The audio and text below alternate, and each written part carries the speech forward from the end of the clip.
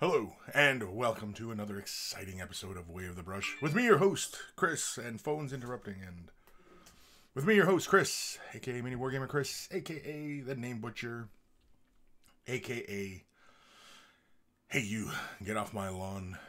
Way of the Brush, the most informative 120 minutes on the internet on the wargaming lifestyle. We'll talk about painting, terrain, conversions, and everything under the sun. We usually delve into a lot of painting talk, as well as a lot of what's under the sun, meaning no topics are barred. We'll talk about anything and everything. So, be warned. Of course, if you are attending live, you can ask your questions over in the chat, whichever direction it might be in. And, of course, you can also send your questions to Kris@miniwargaming.com. It's in the description below. And you'll also find at waythebrush.com, you'll also find links to all the social medias, the Twitters, the Instagrams, and Discord. Join us on Discord. It's been a lot of fun. You can ask questions there and post. We have lots of discussions going on there. It's been a lot of fun. It's been a great way to stay in touch with you guys. And it's been really, really great. It's just been really awesome. And so, I highly recommend it. We usually jump into Discord after the show, talk a little bit and talk some craziness and, what have you, right? So, waythebrush.com also has links for t-shirts. If you want to help support the cause, look at connoisseur of all that is good and holy in this world. They're wearing a Way of the Brush t-shirt. It's like superhero with glasses, right? Without the glasses, superhero. With the glasses on, looks like, somebody smart. And no, wait, it doesn't work that way, does it? I messed up my own thing. Also on waythebrush.com, for all of you that bought t-shirts, send me a picture of yourself in your shirt, and I will add it to the Monkey Shrine, which is also on waythebrush.com. Waythebrush.com also has a link for Patreon support. Patreon has been really fantastic. Big thank you to all my Patreon supporters. Without their support, a lot of these upgrades and things of that nature just wouldn't be possible. And so always a big thank you to them, helping me make improvements to this channel and just making things all around better. So big thank you to them, of course. Of course, if you are thinking of patron support and, you're kind of curious as to, what it's going to cost you. Well, I only ever charge per Way of the Brush episode, so I only ever do one every Saturday, usually, mostly. So I think you can kind of work out what you would, be asked to spend kind of thing. I don't charge for the other videos I produce, like Just a Tip and, other painting videos and, other things like that. And, of course, I also do patron paint-along, which is for all the patrons, where we get together and sit down and do some painting. We've been a little lax on that because of other things getting prepared. I've gone to England and getting ready for Adepticon, and so it's been kind of busy. But anyway, and of course, a big thank you to Guy Mayer Alfer, a.k.a. Carl, a.k.a. Beer and Blood Bowl. That's his YouTube channel. Check him out if you love yourself some beer and you love yourself some Blood Bowl. Beer and Blood Bowl is where it's at, and so it's a lot of fun. Big thank you to him for taking the time out of his busy schedule to create the email jingles that before each of the email segments that we all know and love. And always a big thank you to Carl. So, what are we doing today? What are we doing? You know what? I was a little bit discombobulated when I got up, so I didn't do my usual spiel, jumping in and checking out the news of the day, and so I'm completely blank right now as far as what's going on. I'm out of touch. Well, I am out of touch, but so feel free to chime in on the day's events. Ebb and Flow, sup everybody? Ramby, hiya monkeys, hiya Chris. Enforcer 357, good morning monkeys. Sir Peanut Butter, howdy Chris and monkeys. Anthony B, the way you opened that paint pot almost looked like you were cracking open a beer. I might have to do a shot like that where just the beer just. I don't know if I have the nail strength to do that actually, but I'll give it a try. I definitely don't have the one where I can jam it in my eye and open it. I don't have that one. And I'm too scared to damaging my eyes because, my eyes are my living, right? My hands, too. My hands. I can't mess with my hands because my hands are my living. So, I got to get my hands insured, I think. Because I think only people are familiar with my hands and not really my face, right? So, anyway. Two Guns Painting. Yay! I haven't caught a live show in an age. Hello, folks. Hello, Two Guns Painting. Welcome back. The voice of the Emperor. Good afternoon, fellow primates. G Squared. Hey, y'all monkeys. Monkey Master Kris. Clayton Tate. Haircut. Yeah, I got a haircut. I went a little shorter this time. It's like right to the scalp. And of course, too, it decided to get. It was really nice and warm yesterday, and today it's freaking freezing. So, yeah, I need a toque. I got to wear my toque. Some of you out there are like, "What the hell's a toque?" Pirate Captain Daniel, watching Matt sit and talk, then see notification for We the Brush priorities. Well, that is the question, right? DM Duncan, hello, greetings from the Netherlands. Well, welcome, DM Duncan. Duncan. I'm just gonna say it from like that from now on. Duncan. It's like it's a Klingon word or something. Duncan. He's DM Duncan. Ben Ellis, hello all. Hello, Ben. I got your email, Ben, so we'll be getting to that today. And so, yeah, everything has been going pretty darn good. Projects are moving forward. I posted a picture on my Instagram the other day showing yet another project on my desk. I picked up Godsworn for Underworld's, what is it, Shadespire? I definitely want to give that game a really good try. I know a few of the boys in the office play it. I know Luca plays it. And so, yeah, it looks like fun. I've watched them play the games before, and it looked like fun. And so, and of course, the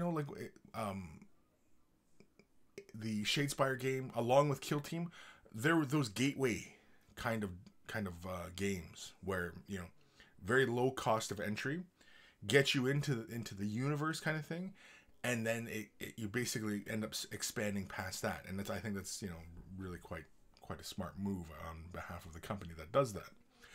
And yeah, definitely, because Shadespire, they got like unique, different models that it's not like they took models from their other collections and added it to this game to sell models. It was original sculpts that are different for the game, yet gets you into the universe. And then and same with Kill Team, you can do your own thing, pick up a unit here or there, do some conversions and make your own thing. And it's good for veterans, good for newbies. It's really fantastic. It's a really fun time, really, for gaming right now. I think it's pretty exciting, and yeah. So we got those kind of things on my desk.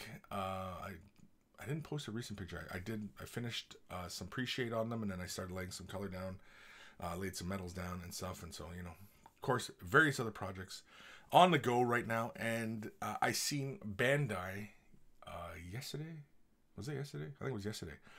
They announced a 1/5000 scale Star Destroyer. I'm a big Star Wars nut, nerd, as you were, and I got really excited. I was excited. Genuinely, I'm excited, but I was a little bit disappointed that it's only 1/5000 scale, which means it's only probably about like that big, which is kind of disappointing. I was kind of hoping it would be bigger, because I know there's a Russian company, Zvezda. They do a 127, and I think is it Erdl or EM? Anyway, one of those American companies. They also do a 127 scale, which is like 30 some inches big, huge. And it's highly detailed. It's a Russian kit. It's highly detailed, and it hits all the marks.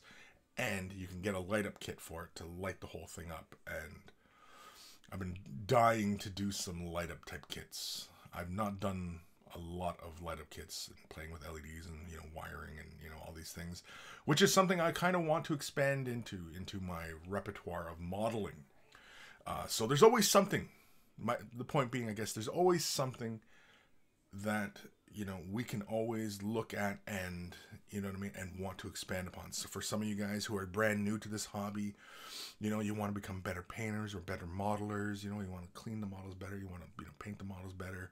Maybe a better gamer. You want to maybe you want to get a bit more competitive on the gaming side of things. And then these things are all fine because that's tournaments are very popular, and so wanting to be good at the game, there's nothing wrong with that, right? It's just like video games, you want to get good at them, right? So same kind of thing, right? With everything in life.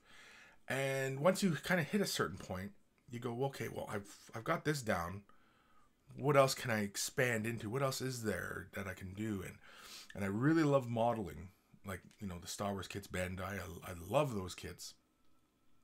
But I see some modelers out there who are just doing phenomenal stuff with the Bandai kits, and they're lighting it up. And I watched this one guy on YouTube who he was working through the 144 scale Slave 1, Boba Fett's ship. And he had the cockpit all lit up. He had the engine glow, and it was awesome. He had great weathering. He takes the time to really model the kit, and he does that for all his kits. He's just a fantastic modeler. Tagamo, I believe, is the handle. I don't know if the channel is called Tagamo, but yeah, if you look him up, he's a really fantastic model and does the light up kits. Now, he doesn't really do like tutorial type things. He just kind of shows and kind of talks about what he's doing and where he's going to go and what his thoughts on this or that. And I mean, that's fine. I'm not looking for tutorials at the moment. You know what I mean? Like, I'm not looking for somebody to really kind of give me an in-depth explanation on these things, especially, like if I was going to light kit up a model, the wiring would be simplistic and, in fact, probably pre-made wiring because I don't know all that stuff, right? But I have been doing some light studying on, resistors and how many ohms this and that. And I have been looking that stuff up and, doing a bit of studying. But, otherwise, it's a lot. It's a lot to learn. It's a lot to know. I mean, it's easy once you get it down, but it's a lot. It's a lot. Where am I in the comments? Eric Fountain, good morning, all. G squared, what the hell is a tech? A tech? A toque. A toque. A toque's a hat. Like the wool caps you wear on your head. We call them toques because oftentimes they'll have a little pom-pom on the top of the head. Yeah, we call them toques on this side of the pond. The voice of the Emperor, not much is happening today. Received my Shadow Spear box, cracked it open, and then placed it into the bottom of my pile of shame. Currently working on Stormcast Eternals. Well, cool. Yeah, I mean, you jump on the deals, and and the Shadow Spear box, it seems like it's a pretty darn good deal, and, those Chaos models just look fantastic, and the Space Marines are cool as well, but the Chaos models are awesome looking. And then I seen there's that other Chaos model who's riding the thing, and the dude, and yeah, look cool. Anyway, Raziel, I shaved my head down a couple months back. I like it, but the wife wants me to grow it back now.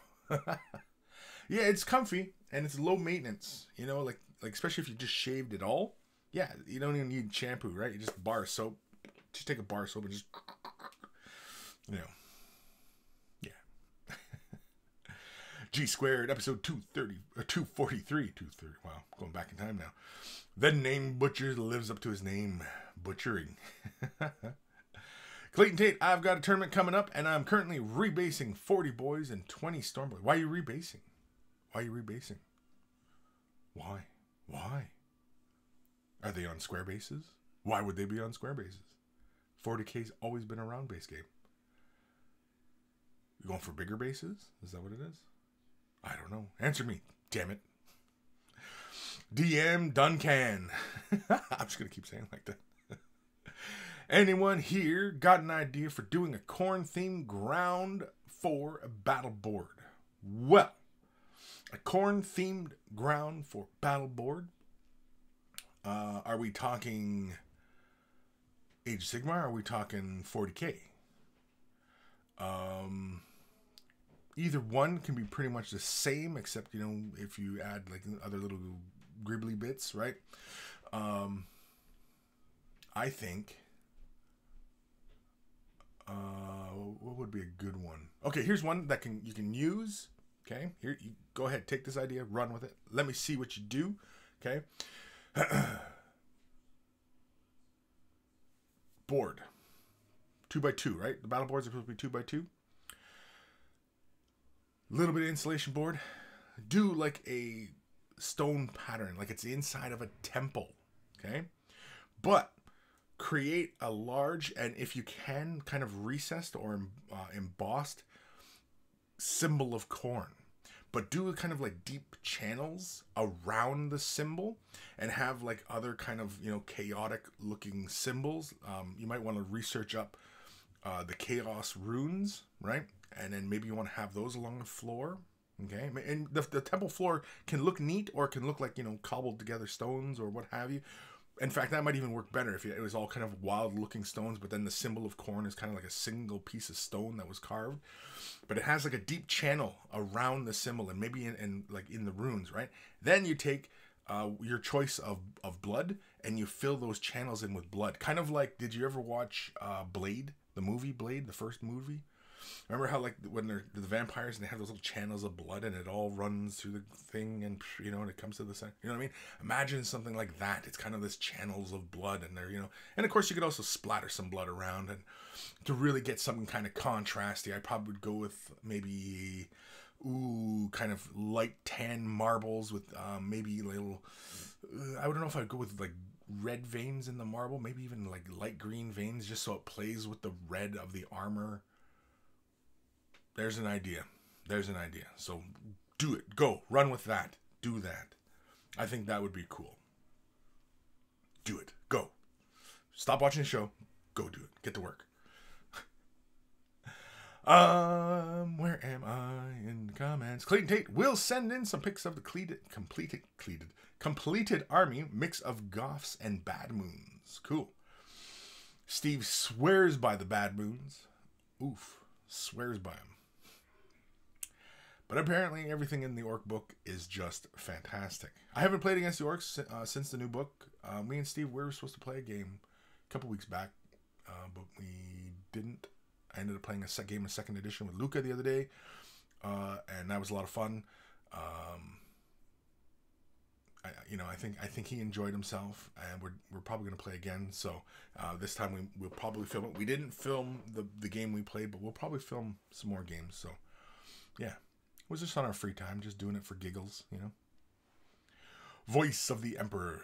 Thanks for going over my email a few weeks back about the Plague Burst Crawler. The skulls on the dozer blade are added separately. Okay, I remember that.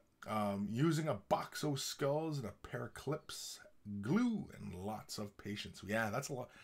So you individually laid all them little skulls in there. Wow. That's pretty cool, man. That's pretty cool.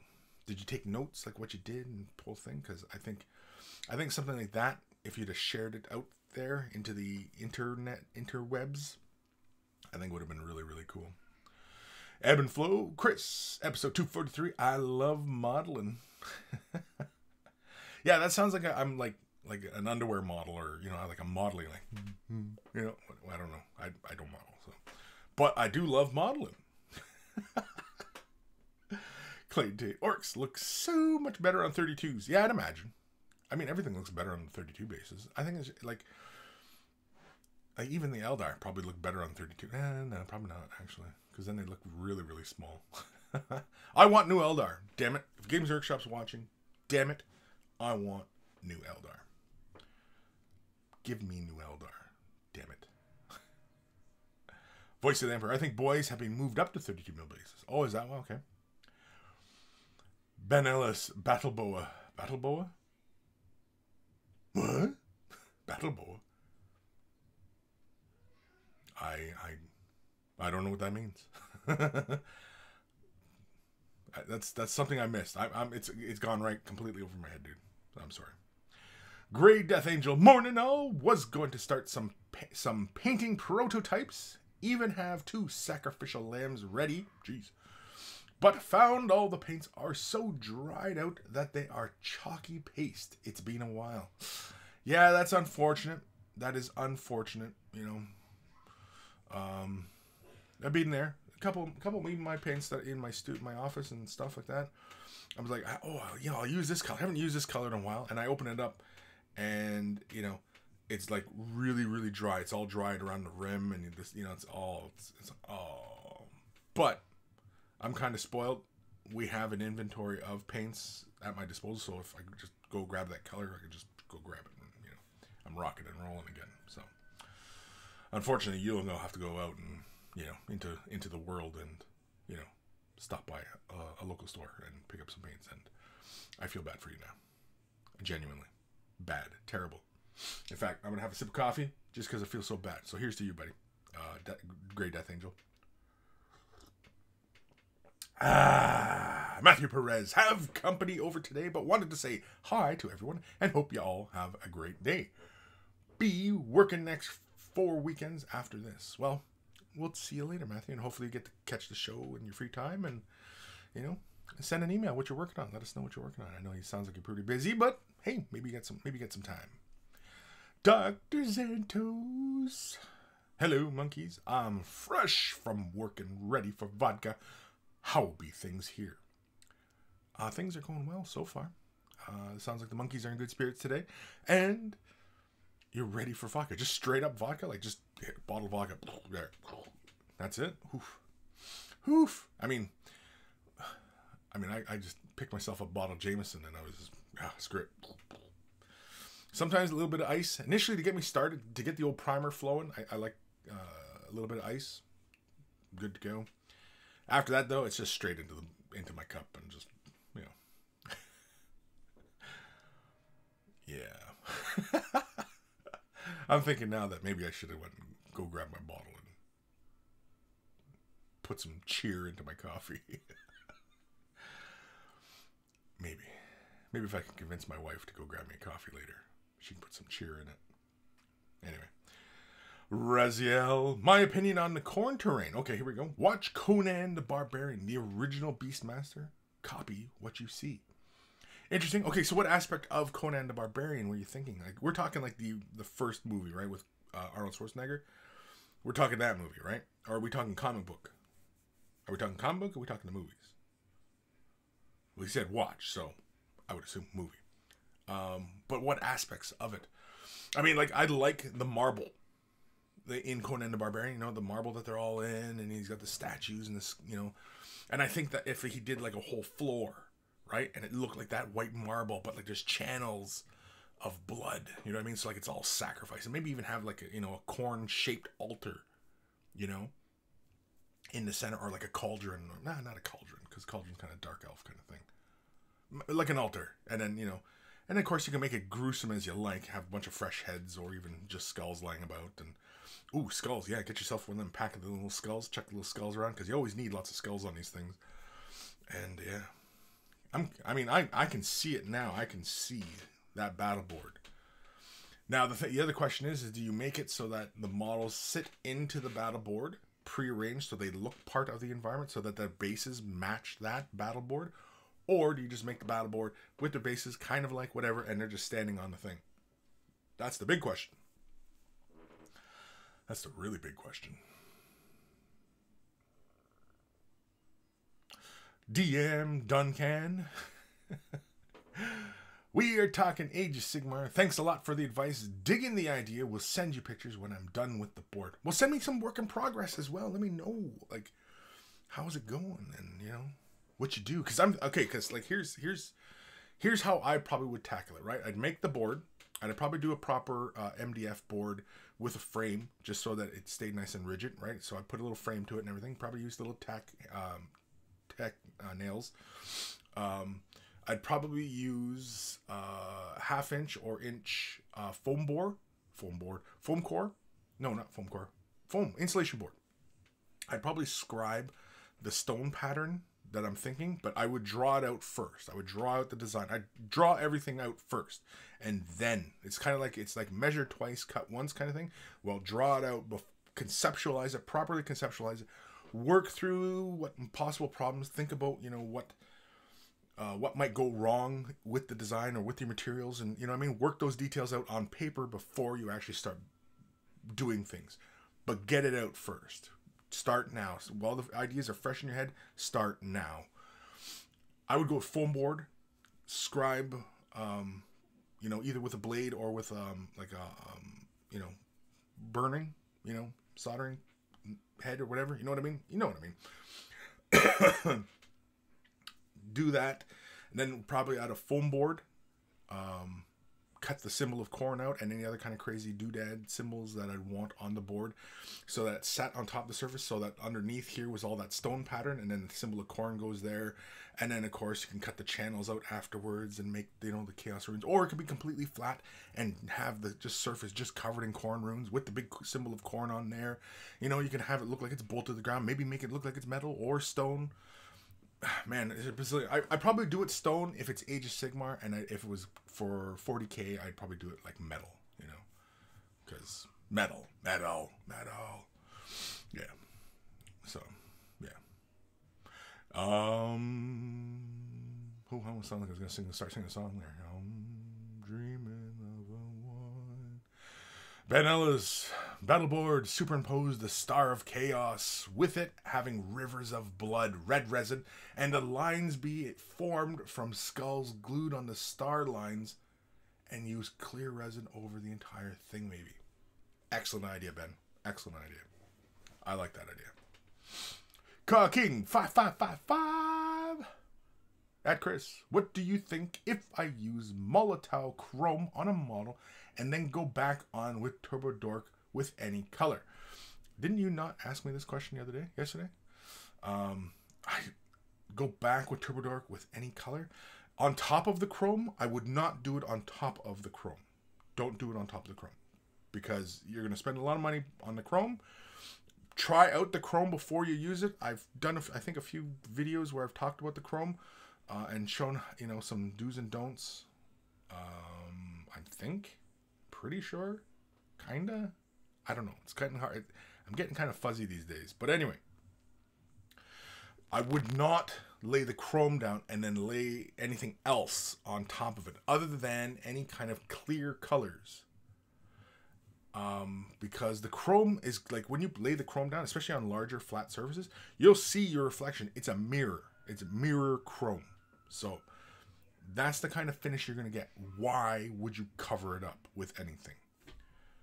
If you need to define edges or anything like that, I would seal it in a clear and then do like an oil wash and quickly wipe the oil wash away and just leave it in the recesses. If that's what you need to do, I would go that route.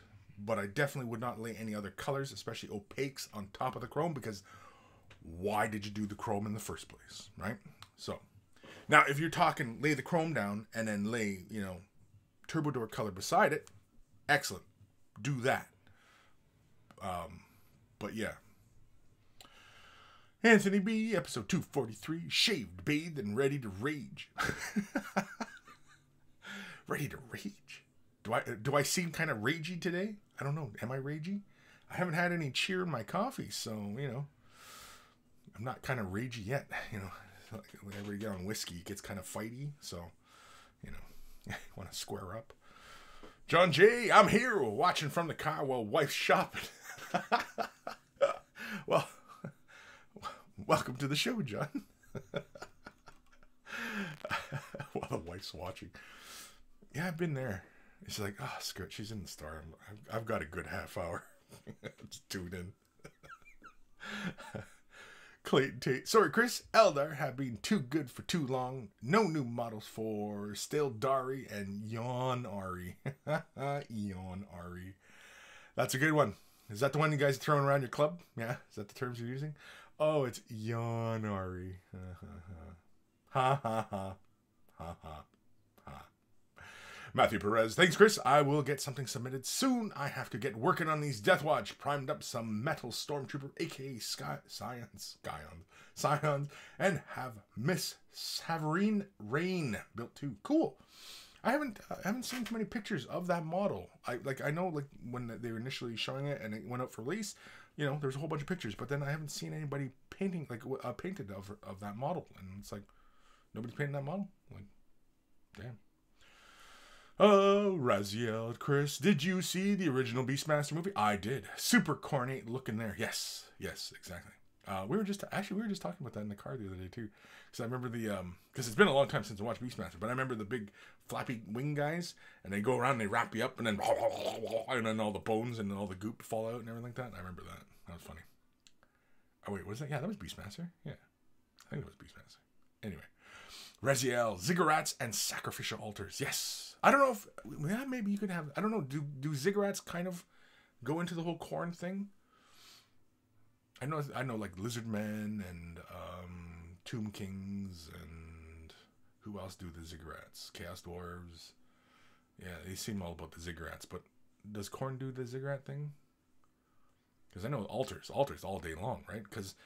I think realistically, Khorne, because of the nature of the way they're supposed to worship their god, they would not spend a lot of time, you know, with altars or temples or things of that nature, right? Because there's killing to be done, right? I mean, the whole, it doesn't make sense, but you know, there's killing to be done, and so like, you know. Do they have stop and have time? It's like, no, I'm busy. I gotta go kill. I got killing to do. Like, there's no time to make the altar today. You know, I gotta be somewhere. No, I got killing to do.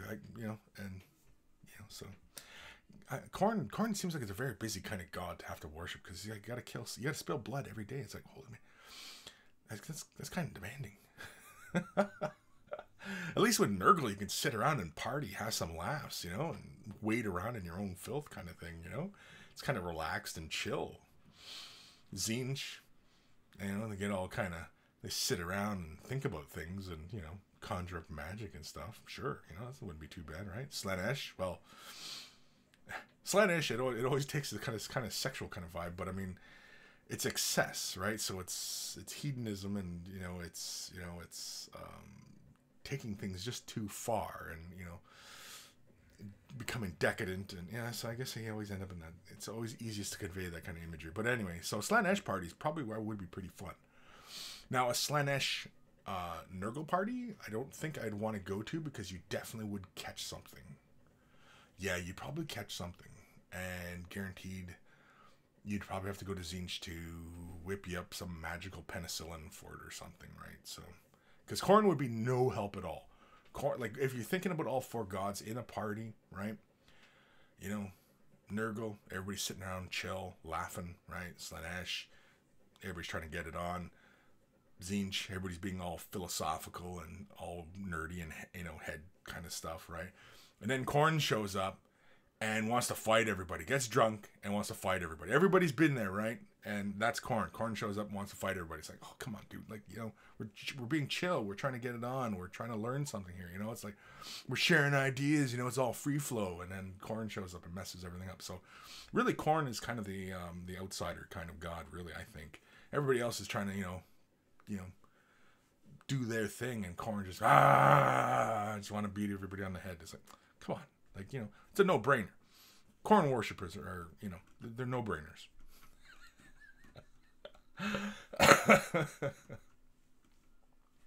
Johnny's Chop Shot. Kris, I wanted to say thank you. Because of your help and tutelage, I got 2 gold medals last weekend at a model contest.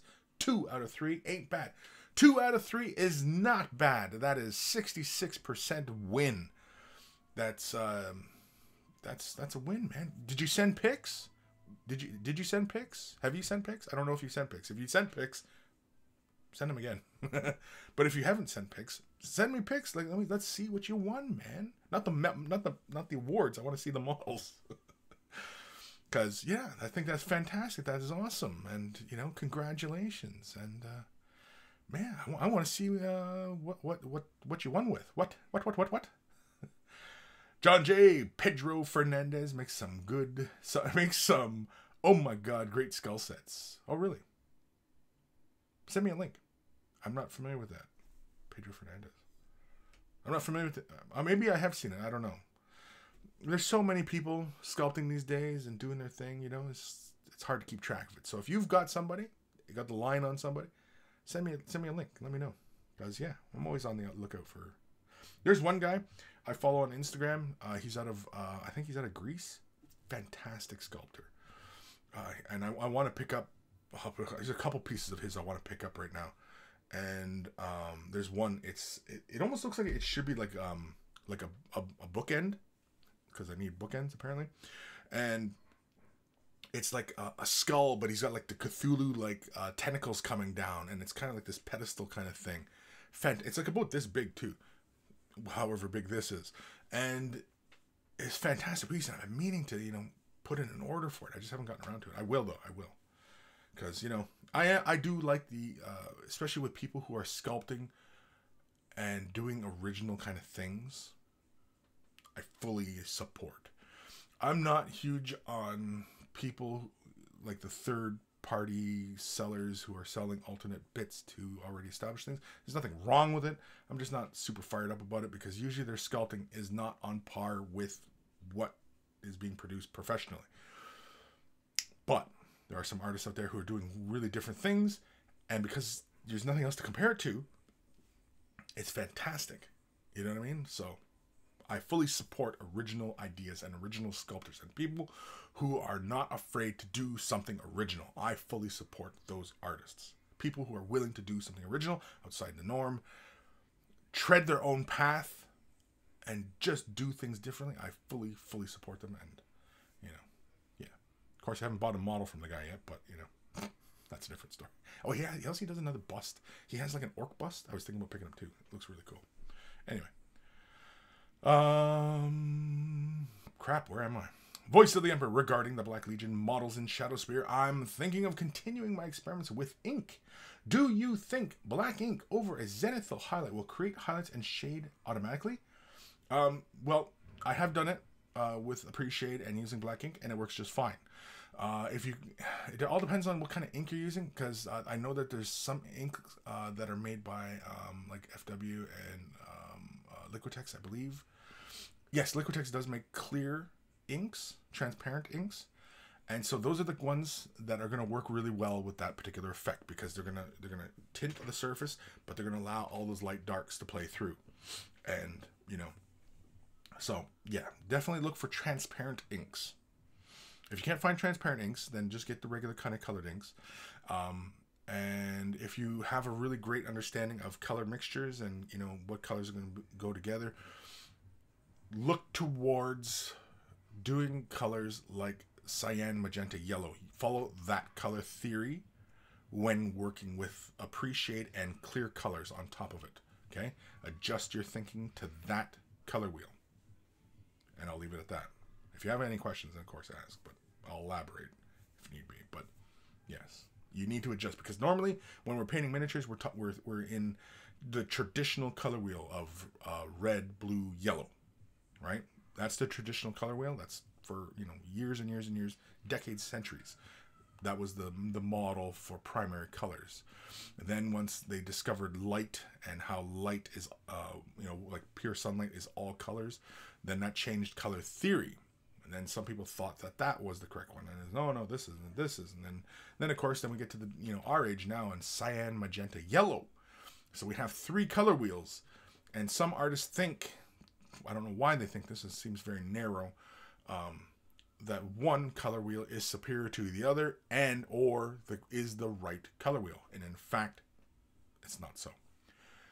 The traditional color wheel pertains to pigments. So that theory still holds today. And in fact, if you try to apply the other 2 theories to pigment painting, like oil paint, not so much watercolor. Watercolor, actually, you can go with cyan, magenta. But anyway, oils, acrylics, stuff like that, then that color wheel still holds up. And using those theories that here won't work. But when talking about, like say watercolor or printing, this color with cyan, magenta, yellow color wheel applies.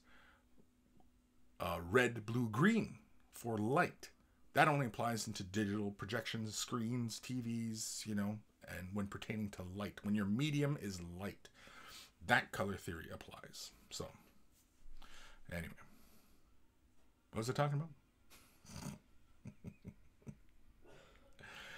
Johnny Chap Shop, episode 243, How Johnny Redeemed Himself. Yeah.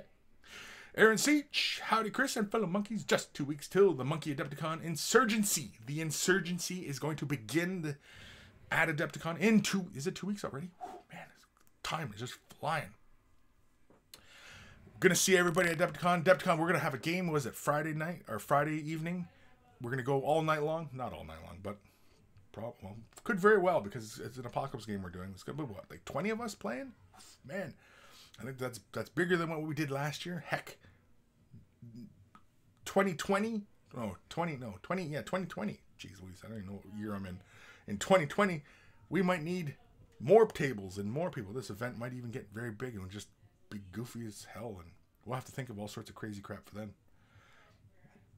We'll need a gaming committee. Matt's gonna need help. Matt does need help, but you know.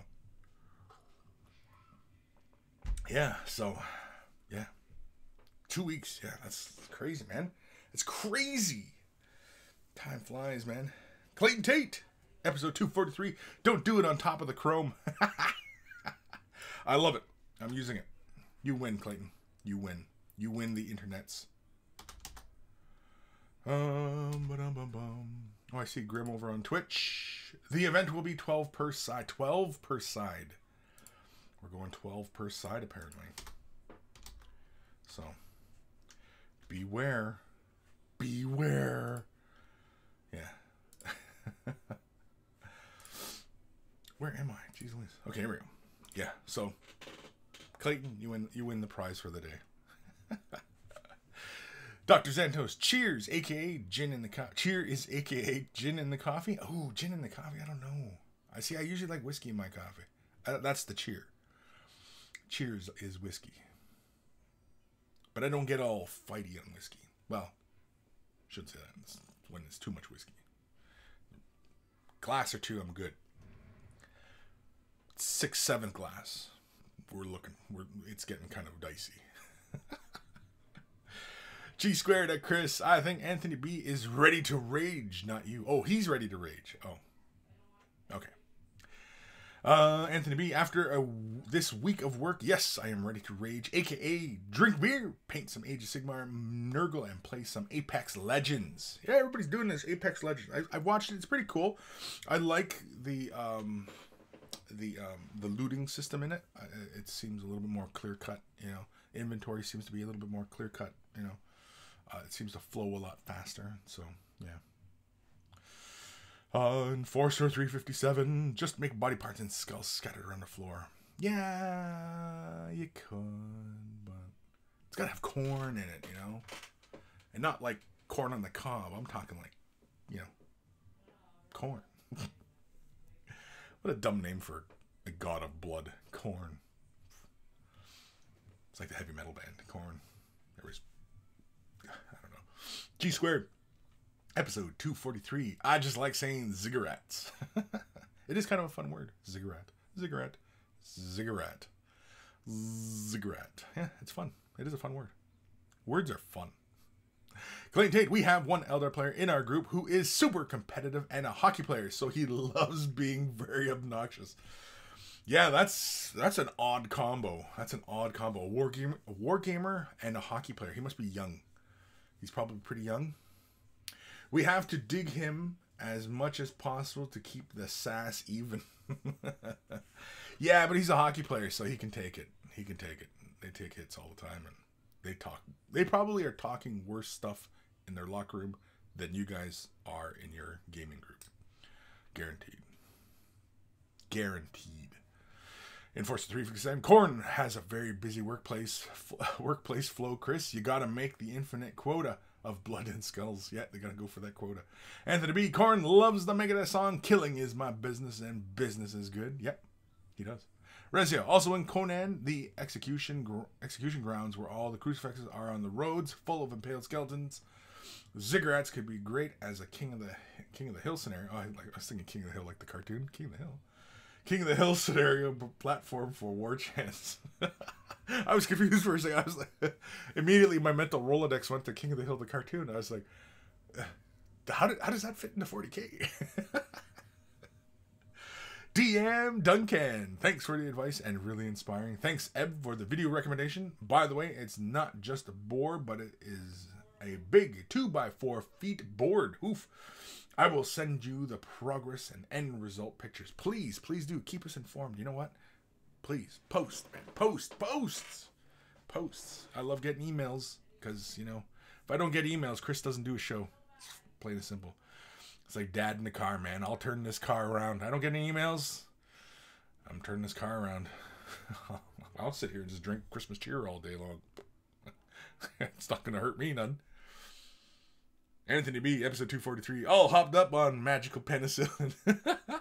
Exactly, man. Exactly. You know, like corn. Come on. Nurgle's where it's at. Nurgle, they're chill, having some laughs. Who doesn't want to sit around in your own filth? Most of you guys are doing that anyway. When you're sitting around playing video games, you got Cheeto dust everywhere, you got bottles of Mountain Dew. You're sitting in your own filth. It's just like Nurgle. Praise be Nurgle. Enforcer 357. Corn's party is a violent murder mosh pit. Yeah, you know, when I was younger, I used to mosh pit.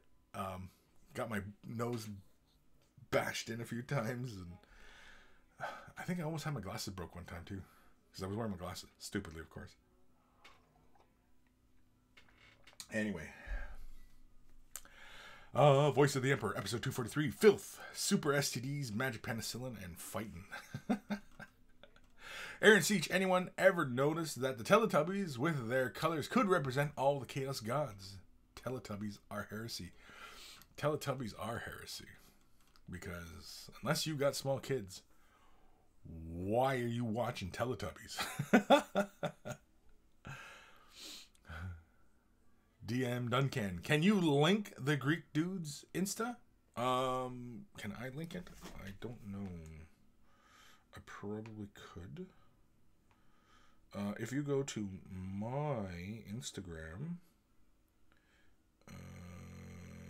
it should be in my following list. If you go to my Instagram and you go to my following list, he is, where's his name? His name is George, and then it's a very Greek sounding last name, beginning TSOUGKOUZIDIS. So there you go. Fantastic sculptor. He's a freelance sculptor, creature, monster maker, mold maker. Yeah, he's out of Greece. Oh, he does have a .com. It's his name.com. Not his name.com, but his name.com. Everybody's like typing in HIS name. No. Anyway, he's got some great pics on his Instagram. Oh, he's got a huge amount of followers too. Oof. I didn't realize how big he was, but yeah. Anyway, great sculpts. Awesome stuff. Yeah.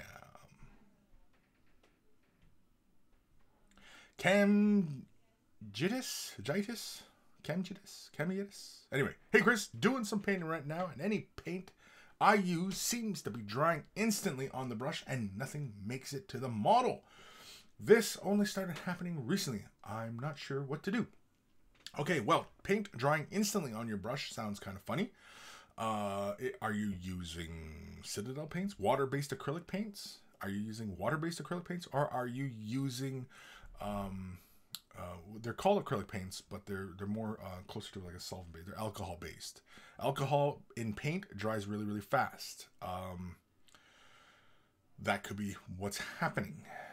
If you're using like Tamiya. Tamiya is an alcohol-based type acrylic paint. If it's a lacquer-based paint like Humbrol or anything like that, then again, the paint's going to dry quite quickly on your palette. But if you're using like Citadel paint, the paint shouldn't be drying that long on your brush. So, are you mixing it with anything? Are you using alcohols or, man, I don't even know what you could be possibly mixing it with to speed up the drying process, but yeah. Ebb and flow, great idea. Wet palette.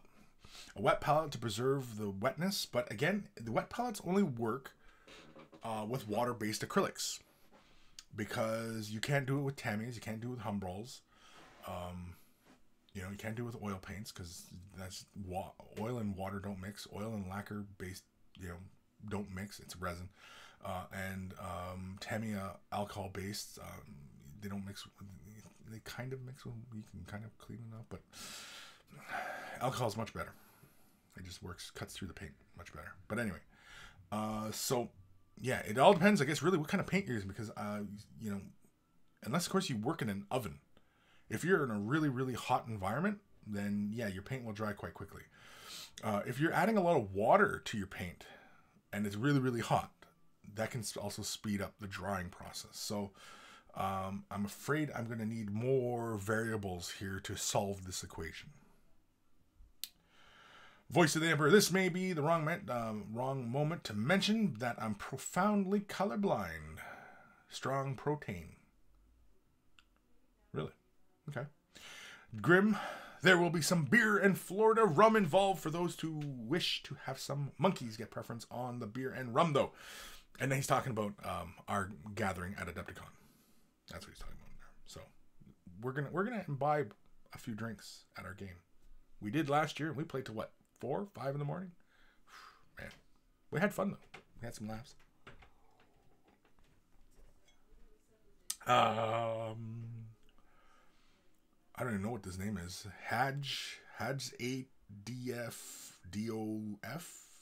I don't know. He just says okay. I think maybe in response to Grimm's comment on Twitch. I guess. I don't know. I'm lost. That's some stuff there. I'm lost on. Aaron Seach, I thought the game was Saturday night. Is it Saturday? No, I thought it was because I've got to do a class the Friday and the Saturday night, and I think our game is the Friday night. I'm pretty sure it's the Friday night. Get the app, the event thing app. What the hell's it called? I don't know. Adepticon made me download some app, attendee hub. That's what it is, and get the Adepticon thing. There was an email that was sent out about it. Anyway. If you get the Adepticon emails. I don't know. Anyway. Where am I? Johnny's Shop tribute has been paid. Sent emails with pick. Cool. Anthony B, who is ready for NHL playoffs? Coming up quick. Now I've been watching most of the NFL trades and stuff. Keeping up on that. NHL, I don't follow. Sorry. John J at Kris. Email with link sent. Cool. Oh, cool. Yeah. Rezia, oh man, I really wish I could travel to the events and join you guys. Sadly, my life almost never allows trips. Sad face. Yeah, well, you gotta plan ahead. Plan ahead, man. Just plan ahead. Set aside some coin. Make the plans. Come. Adepticon's a lot of fun. It's a lot of fun.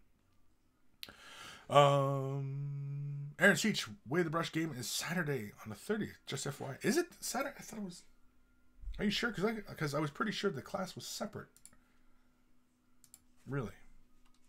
Now you got me looking here. Because I thought I had it all marked out. I thought I had all my ducks in a row here. Because that means that I got to leave partway through the game to go do my class. That doesn't make any sense. Oh, where the hell is the goddamn event schedule? Event list. There it is.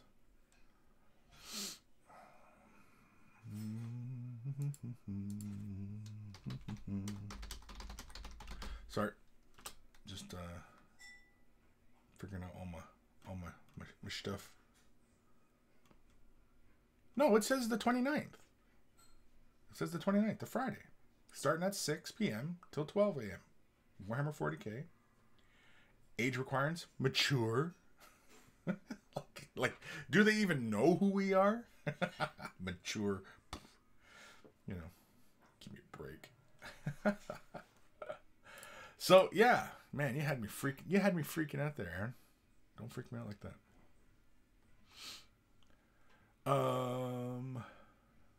John J, episode 243. Kris picks your Switch. What? Evan Foghorn loves propane and propane accessories. He does. John J, sitting in your own filth. Look up nasty jacuzzi tubs. DM Duncan. Mosh pits are great fun. They are. From the other side, 69 over on Twitch. Greetings from the other side, my friend. How are you? I could use some help. You have some time? Sure. I'm here. Ask away. I see all the comments. I'm on both YouTube and Twitch, so I see the comments. It's just I am a little bit behind on the comments at the moment, but eventually I do see your comments. Enforcer, I watched a girl get picked up from a mosh pit and thrown over the stage barrier. Poor girl hit the pavement face first. Ooch. From the other side, 69. Your mustache is fabulous, I might add. Thank you.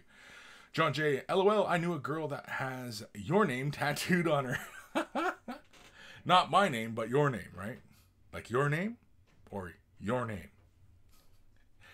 But the important part is not that it's your name. It's where is the tattoo? That is the other question. From the other side. Okay, because my exact question was actually concerning Citadel paint. Sure, ask away. Ask away. Feel free. Cam Judis. I'm using almost exclusively Citadel paints. Interesting, yeah. Cam, I mean, like, is it really, really warm where you are? Because, yeah, that's really, really odd. Now, the typical go-tos whenever dealing with paint acting funny is, are you making sure that you're shaking the bottles really, really well before you're opening them? 2, is possibly all your paints doing this, or is it just one particular color doing this? Because if it's one particular color, then we can chalk it up to, say, possibly, and this is kind of rare, bad batch. Bad batch being that in the manufacturing process, something went awry. You could possibly go in, get it returned, and exchanged. Although, if it's the same batch of paints, the whole thing might be completely screwed. I don't know. But as far as making sure the paint is thoroughly mixed, that's kind of important. Sometimes the pigment and the medium will kind of separate sometimes, especially if the bottle's been sitting for a while. That's where you should go get yourself like a little stir stick or something, something kind of like a piece of plastic. Oftentimes I will use a sprue, or I will use like an old paintbrush that obviously the bristles are no good no more, and I'll use this end and I'll give the paint pot a quick little stir, wipe it off and go. So, there are quite a few things, but yeah, and as far as the paint drying on your brush, I mean, like, are you drawing the color from your palette and then sitting here looking at the model and then, like, because the only way that that's going to dry quickly, or at least perceived to be dry quickly, is that you're kind of just sitting there thinking about what you're doing a little too long. And with paint,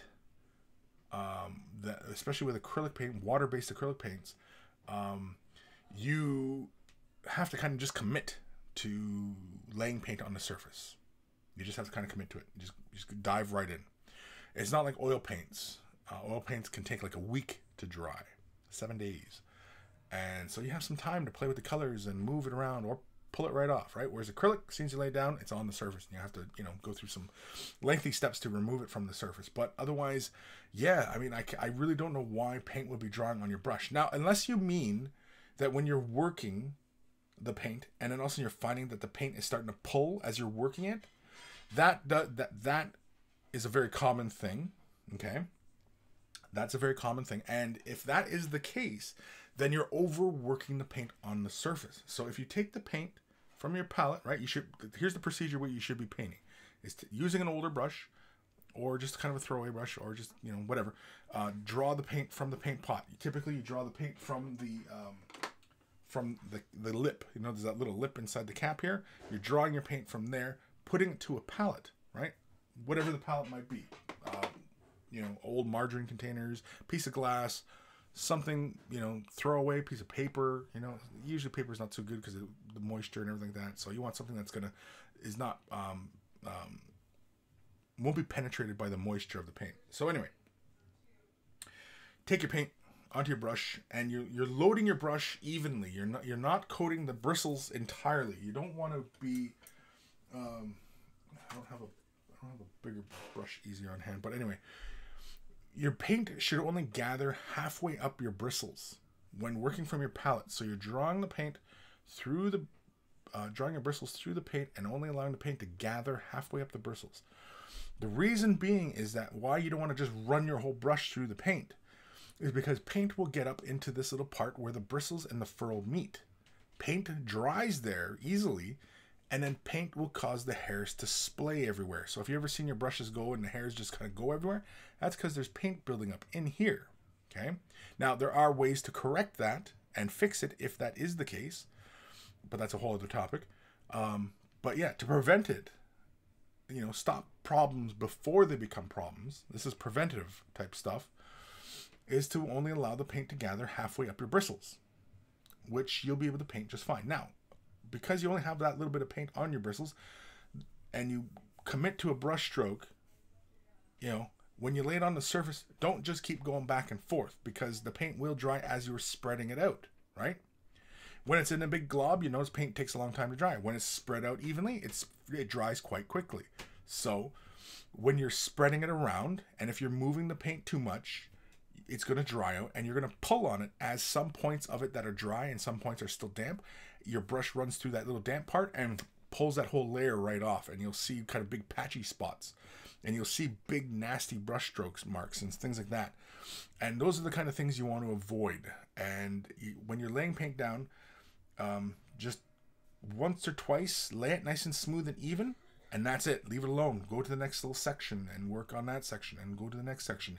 If you need to come back and lay a little bit more color down because maybe some of the undercolor showing through, or whatever, go in and lay another layer down. Now, laying down nice smooth base coats, there is a technique for it.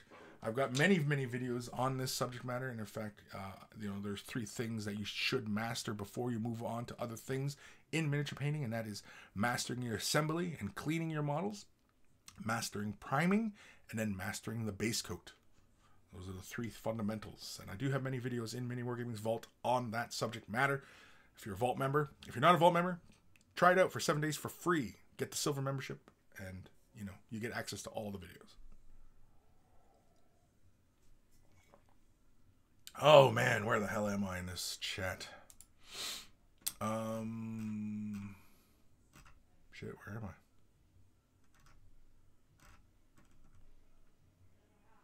I don't know. Okay, anyway. Sorry, I'm lost here. Vivian, hey Kris, how are you today? I am well, thanks. I didn't ask. No. How are you? I bought a huge bucket of KFC chicken and gravy and lay in bed stuffing myself. My diet begins again tomorrow, so Christmas is a bitch on the hips. Honestly, that sounds like fun too, just sitting in bed, big box of KFC and gravy. I love KFC gravy, it's good. God, you're making me hungry for KFC gravy. Anyway,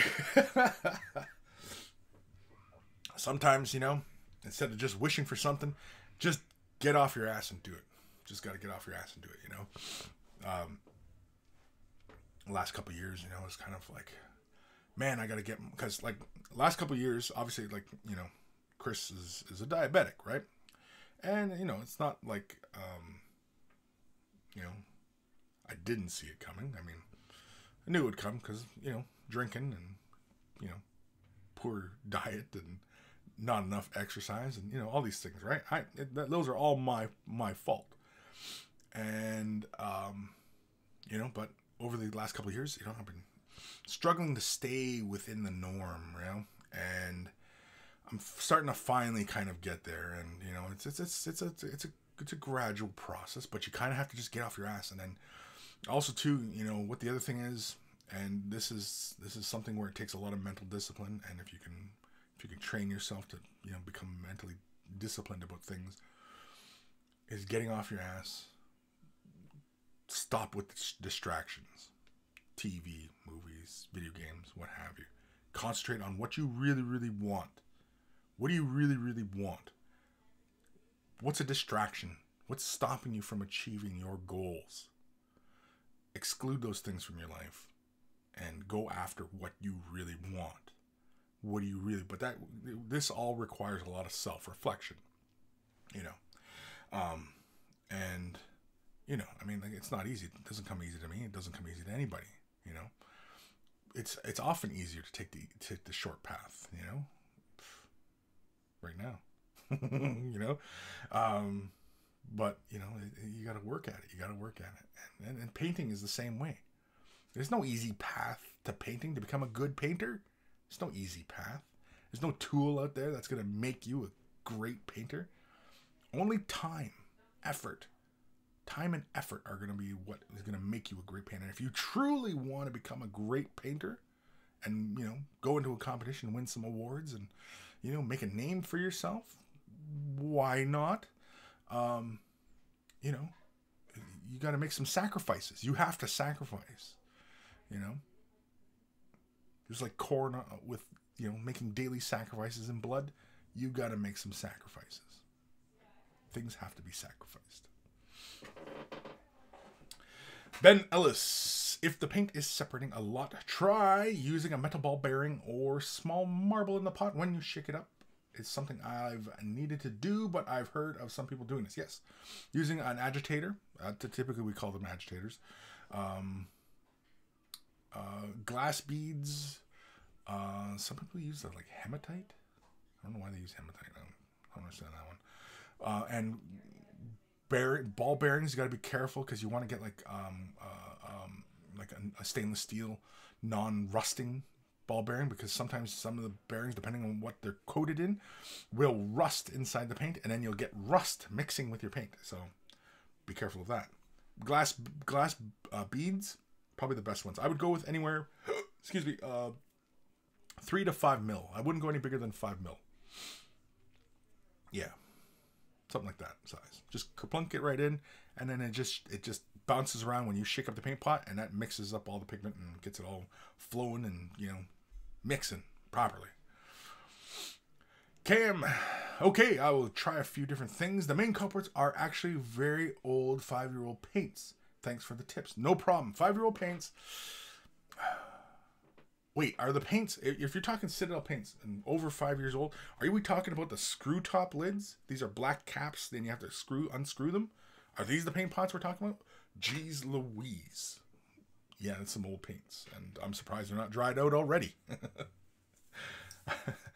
Trick for that, those old screw top lids, if any of you guys out there who still have them, who I can't imagine who does, but how I used to store them was upside down. I used to store them actually cap down, so that the fluid would seal the cap. So I'd turn the cap so it was nice and tight, and then put the paint upside down and allow the paint to actually sit like that, and that way, you know, wouldn't dry out, because it wouldn't let air all the way in, right? Because once it made a barrier, it wasn't coming in. So yeah. Anyway, Cam, email with pictures of dwarves coming soon. Cool. Vivian, oh, did your walk and talk thing, huh? Huh? You do look a bit slimmer. Well done, buddy. Keep it up. I lost 2 stone last year and feels good. Awesome. Yeah. You know, it doesn't have to be big gains, but as long as it's gains, right? I mean, yeah, I have been trying to watch what I eat. I've been trying to, you know, the big one for me, oh man, this has been really hard lately. I don't know why, but it just has been. Previously, it wasn't so bad, but for some reason, it's just really hard lately, is the smoking. I'm always constantly struggling with the smoking thing. I just enjoy it too damn much, you know? Drinking, I can stop drinking for like a whole hour. No, like, you know, for as long as I like, you know, but then sometimes, you know, I really want one, and but I don't overdo it, you know what I mean? Like, I just have, like, if it's a beer, you know, I just have a couple beer and I'm good, you know? But whereas before, I'd pick up, like, a case of beer and, you know, just hammer them back, you know? And this food, well, food, yeah, I do limit what I'm intaking. I don't take in too many sugars. Sugars is really the big enemy for me, of course, because being diabetic. And, of course, you know, anything that is sugar-derived. And, you know, a big one I don't eat is a lot of bread. I don't eat a lot of bread. A sandwich here and there, but, you know, I mean, it's not like I'm having toast and having sandwiches and having, you know, bread with my soup or, you know, things of that nature, like where I'm just consuming bread all day long, you know. And I usually try to start the day off with a larger breakfast, and then lunch being, you know, something, veggies and stuff like that, Munchables, and then dinner tends to be something, you know, sensible, you know, usually not too much. I don't eat too much. I usually don't eat too much, and plus, too, the medication kind of suppresses your appetite a bit, too. Anyway. Like I said, we'll talk about anything and everything on this show. Enforcer, Kris, you say that, but when I look at the gray plastic mountain of shame, you just want to do it tomorrow. Yeah, sometimes. Excuse me. Ben Ellis, are there any plans to do some more walk and talk cam sessions? Well, the thing is that I have a treadmill, because it was wintertime and I was doing all my walks indoors. So, but I was thinking of actually, because it was in my house, I was thinking I could just stream it, you know, and just set my cam up and then just sit on my treadmill while I'm talking. But the treadmill is actually kind of noisy, and I usually have a fan going just to kind of keep, you know, the air flowing and keep myself from burning up. And I thought about, you know, just kind of sitting on my treadmill and just kind of, you know, opening it up like that. But then, I don't know. I just didn't. I just didn't, you know. I was going to, but I didn't. Dr. Santos, got to make sacrifices. Are chickens good or should I get goats? Chickens should be fine. For sacrifices, sure. Because then you can just cook them up. Whereas goats, you got to prepare, you got to quarter them up, and, you know, it's a lot more work. Whereas chickens, you know, yeah, it's barely any work. Barely an inconvenience. John J., that's my nickname for the wife. Agitator.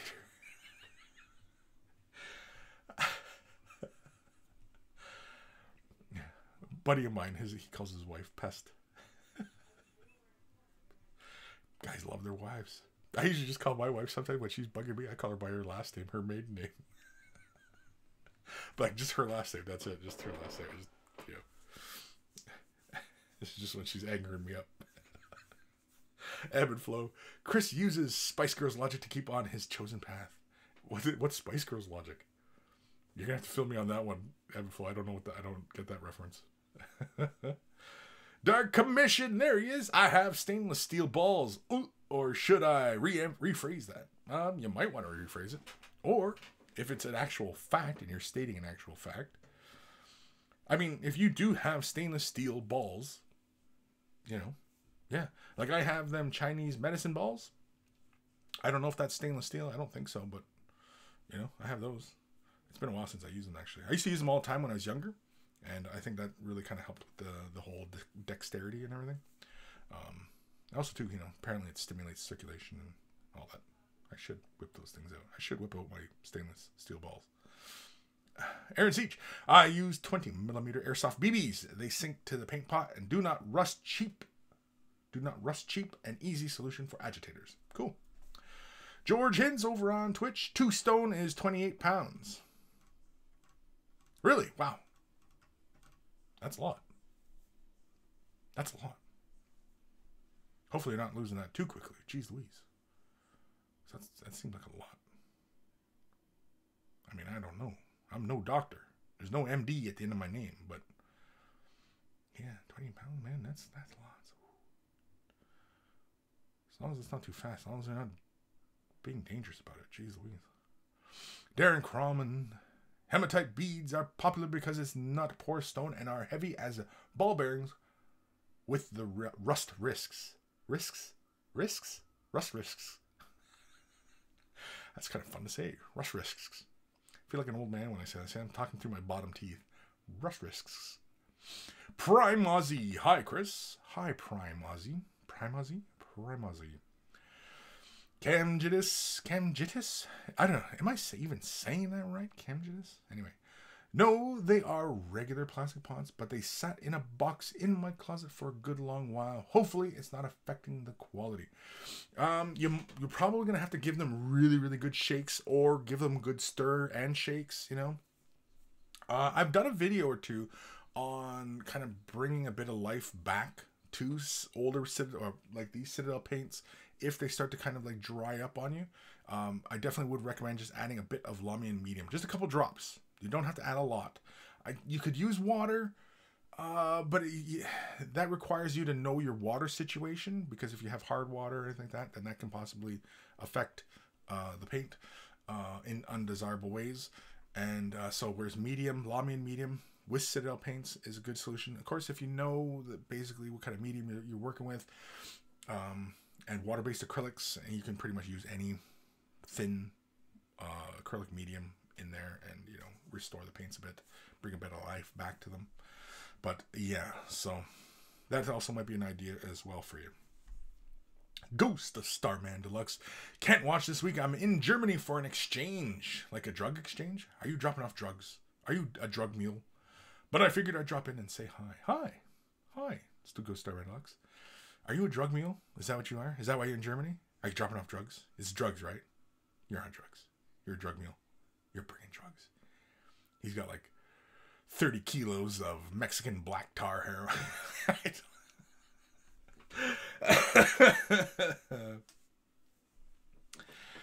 Disflux back. Had to go pick up Shadow Speezy box. Speezy. Shadow Speezy. Shade Speezy? That's what we should be calling it now. Shade Speezy. What are you playing these days? Shade Speezy? Anyway, I don't know where I'm going with any of that. Rezia, I really want to hang in with the snow, but sadly work is keeping me too busy today. Have an awesome day, Kris and the monkeys. You have a really fantastic day, Rezia. Ben Ellis, treadmill. Oh, treadmill. There's an A in there, Ben. Treadmill is better than nothing, dude. Yes, well, it is. It is. I think so. You know, it's better than not going for a walk, getting some exercise. I usually walk for, well, I was about 40 minutes, you know, just a quick little jaunt. But then I switched it up to about 45-ish or 2K. So it's about 2K I do. Which, you know, gets the blood flowing, gets a little good sweat going. Yeah. Because I'm old too. I got to watch my heart too. So, you know, I mean, the exercise is good, but you know, you don't want to overdo it because then keel over, right? And I'm at that age too where mofos are dropping dead from heart attacks. You know, it just seems like, man, how old was he? He was only 42? Jeez Louise, he died from a freaking heart attack? Man. So, yeah. Enforcer at Kris, Spice Girl logic. I'll tell you what you want. I want what I really want. I really, really want. I was about to say F you. I couldn't even spit that out. I'll tell you what I want, what I really, really want. There it is. Said it. Got it. There's your soundbite for the day. Saying it really enthusiastically. Anyway. John J. Agitated Balls, episode 243. Agitated Balls. Ha ha ha. Dark Commission at Kris. Has Canada started daylight savings as I missed the most of the first hour? We changed on the 31st this year in the UK. Oh, yeah, we did. Oh, yeah, I completely forgot about that. That was last weekend. Yeah, it was last weekend. Our clocks went forward. So now I'm only GMT -4? Is it +4 or -4? I can't remember. I think it's -4, right? To GMT. I think it's -4. Is it +4 or -4? I don't know. Whatever it is, it used to be 5, right, through the winter for the last couple months, right? Because of daylight savings, it was plus or -5. Now it is only plus or -4. I know those are two different values, but oh man, I can't remember if we're. I think it's minus, right? It's minus. I think it's minus. I don't know. Somebody tell me if it's plus or minus. I freaking don't know, man. Jeez, what am I? Some sort of. What am I, freaking Big Ben here? Like on my clock? Ben Ellis, the 2 stone equals 28 pounds or 56 250-gram packs of butter or thereabouts. So well done on your weight loss. Yes, no, that was Vivian. Vivian was mentioning a 2 stone. I was thinking 2 stone was like just, you know, a smaller amount. But I mean, even a small amount is great, you know. But that sounds like a lot, yeah. So, no, it's great. It's great. Ben Ellis. 56 is 56 times 250-gram packs of butter. Why is it gotta be butter? It's like 56 packs of butter. This is how much fat was in your ass. Like what the hell, man? Kenneth, use distilled water. Better for paints. Yes. Yeah, or just get some distilled water, sure. But I prefer medium. Just because, you know, it's just easier, man. Derek Luterus, I've ruined a lot of null oil with tap water. Yep. Disflux at Kris, I've heard a lot of streamers complaining about Creature Caster's Pro Acro glass agitator constantly getting stuck in the cap. You pick up a set yet? They sent me a set, and yes, I do know what they mean by the agitator. They can't go with a smaller one, and but I have seen, at least I'm pretty sure I've seen this, unless I dreamed it. If I dreamed it, then this is, somebody else can go out there and score this, because an agitator, okay, for paint, because Turbo Dork, their initial run of paints, their agitators are really the same, almost the same size as this nozzle. And so anybody who's picked up these paints, their agitator is about almost that same size as that nozzle. So what ends up happening is if you give it a really good shake and then you start pouring it out, the agitator will, because the body of the paint is really thin, the agitator moves through it really easily. It gets caught up in this nozzle, and then what ends up happening is you're squeezing and you're like, oh, what the heck's going on here? And so you apply more pressure and it ends up popping this cap out. But thankfully, the Pro Acryl, it's a screw top cap, and it's enclosed, so there's no point in which the failure can pop that entire cap out. So thankfully, they have that on their side. But yes, so to the idea, I don't know if this exists already, or but if you do end up, and if it doesn't exist, and I somehow made this up in my brain as much as everything else in this world, it's an agitator with holes through it, okay, or dimples, so that when the agitator falls forward into the nozzle, there's still a point at which paint can flow around the agitator. Okay, so that's the idea. Now I may have seen it. I don't know if I've seen it in somewhere, or if I saw it in my dream, or if it was somehow both. But anyway, yeah, if you can create an agitator that either has like little small holes or dimples in it, like good sized dimples, or just even like kind of channels around, so that in whatever, no matter what position it is, that it sits in a rounded surface. Because basically what's happening is the nozzle is like a tube, right? And the agitator is big enough that it's not falling through the tube, but it's stopping at the opening, but it's blocking the paint, right? So that as you squeeze, you're creating more pressure, which ends up forcing. So either you end up with too much paint coming through, or it ends up popping the cap out. So if the agitator has channels for which paint can move around it, all the better. Now, like I said, if it exists, go look for those. If it doesn't exist, anybody clever out there wants to make them, and you know, you heard it here, you know, just cut me my portion of the royalties, and we'll be good.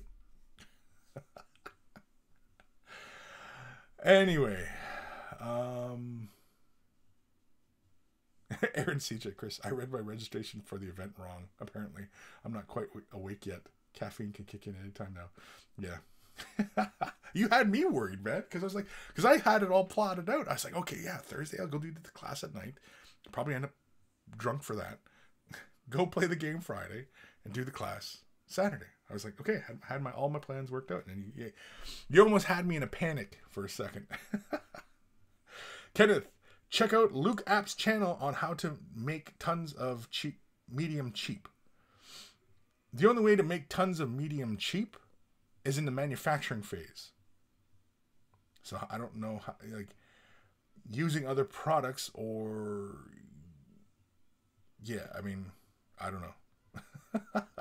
Unless he's manufacturing it. Does he manufacture cheap medium? Because, you know. Ultimately, you know, if do you need that much medium? I mean, like, since I've switched to using more Lamy and medium these days, I've only gone through, I think, 3 bottles, maybe. And, you know, I use a dropper bottle, so I don't use that much medium. I'm pretty precise in how much medium I'm using at a time, right? So, yeah, if you can be precise in your measurements with what you're using for when you sit down and paint, you are much more efficient in your painting, and you will not have a lot of waste, and waste is no good. Time we had here. Holy crap, we're almost at 1:30. No, that's not. Have I been jibber jabbering on this whole time? Man, we got emails to do. Good grief. Okay, gonna start skipping through some of these comments here. Cam Jiddis, the Lamy and medium supply is running low from such attempts. Most of it do not have when you shake, but can still be used if you add enough water. I think I see my problem now. Yeah, you might be adding too much water. Yeah, that sounds like what that might be what your issue is you're adding too much water, and that's why the paint is drying out quite quickly on you. Possibility. That's one possibility. Again, further experimentation and observation may be needed. Kenneth, Minos 4? Is that some alien world? This is the Minos system. We're on Minos 4. I'm sorry, Kenneth, I don't mean to make fun of you, but that's fun. I think there was a battle on Minos 4 when the Eldar attacked. Ben Ellis, Kris, you're -4 GMT, dude. Is it -4? Kenneth, Zool. Man, I'm spitting on myself now. Zool -4? Zool.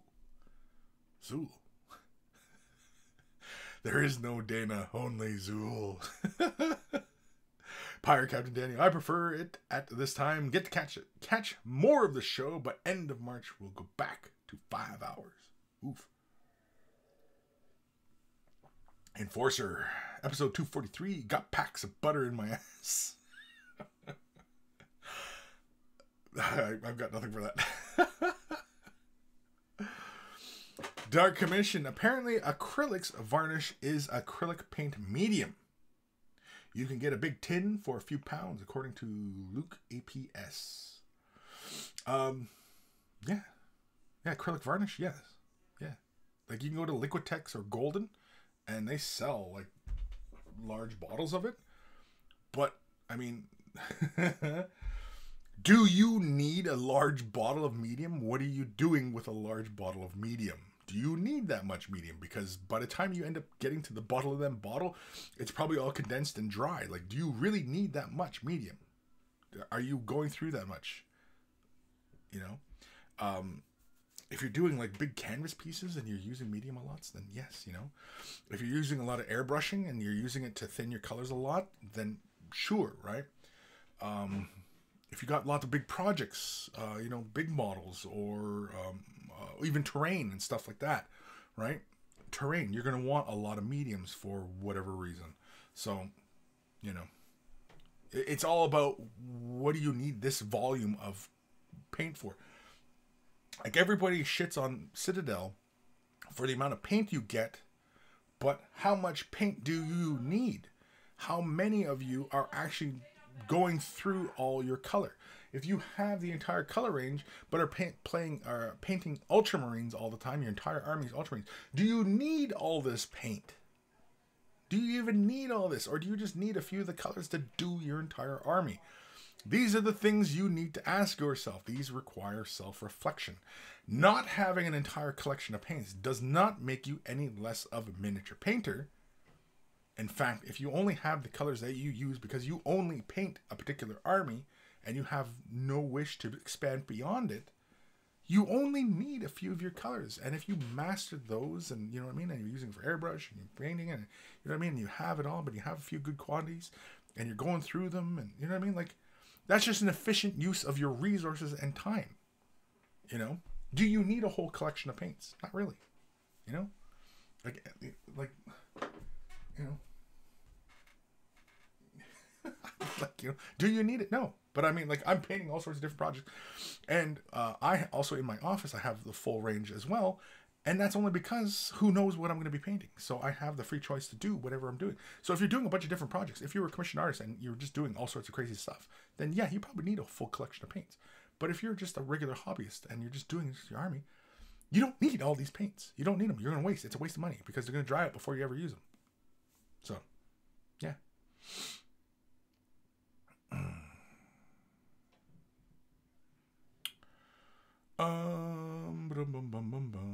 Dark Commission, you can make your own pigments and paints, I suppose. Well, you can't make, I mean, you can't make your own pigments. I mean, you can make your own pigments. Some people like to use pastels, but that's, when you look at pastels, like when you make your own pastels from, or pigments from pastels versus actual proper artist pigments, there's a big difference. Because one looks more like fine powder, like flour almost. If you can get it really that fine, you can get it like almost like flour. Whereas artist grade type pigments from proper suppliers of pigments, they flow like talc powder, right? I've mentioned this before, talking about pigments.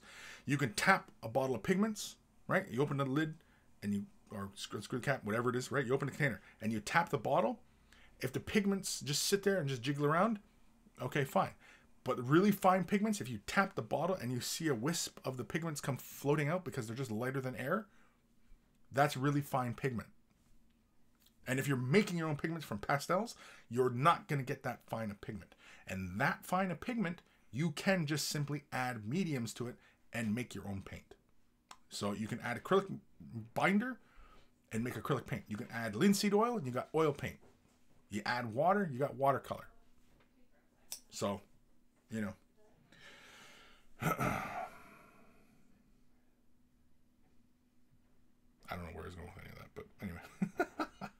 Kenneth, Luke APS does painting services. Yeah, so I mean, you know, yeah, in his position, he's going to need that amount of material. If he's a commissioned painting service, it only makes sense. It only makes sense fiscally. I mean, you know, to have high volumes of things because he's going to be going through it quite quickly, right? So it only makes sense. Do you, as the common average painter, need it? No, you don't. You're most likely to waste it. It's going to be a waste. You're wasting your resource. If you got the money to waste on that, then by all means, get it. If you saw somebody using it in a video, by all means, go do it. If it's going to make you happy, go do it. Go do it. It's going to make you happy and feel like you're doing something, do it. But I mean, oftentimes I feel like I've accomplished something when I've actually painted something. And sometimes when I'm doing other things, you know, I feel like I'm wasting my time. I should be painting, or I should be doing this, or should, you know, using my creativity to express something, and either be miniatures or canvas, drawings, whatever, right? So, you know, it's all how we want to utilize our resources and our time. If buying large portions of medium to make your own medium, and you have this big jar of Lamian medium next to your entire paint set, and you only paint ultramarines, if that makes sense to you, by all means, go right ahead, do it. By all means. I'm not one to tell people where to spend their dollars, but you might have to question. Ben Ellis, episode 243, Butter, be careful with your paints. Butter, be careful with your paints. I saw what you did there. Enforcer, I would love a freaking industrial-sized bottle of Nuln Oil and other shades from how much it spills. Sure. Yes, okay. The shade washes. Now, getting high volumes of that, making your own shade washes, excellent. Lester Bursley, excellent video on his channel. Awesome paint job. Go to his channel. And he's got an awesome video on making your own washes, making sepia, making Nuln Oil. He basically does a black, a sepia, and I think another color. I think he does 3 colors. And he shows you how to make a shade wash that'll work pretty much like those. And I've used them before. I've used that recipe before and made it. I don't use enough of it that I've felt it justified to make my own. I just get it. And now that, I mean, like I said, most of the time I'm spoiled anyway, because I have an inventory of this stuff that when it's dry, runs out, spills, whatever, I just go grab another bottle. Mind you, I'm not in the habit of doing any of those things, but I am spoiled for choice. So I am one of those rare examples of probably like not needing big bulk options. But I mean, if you're a commissioned painter, then yeah, you should be buying in bulk.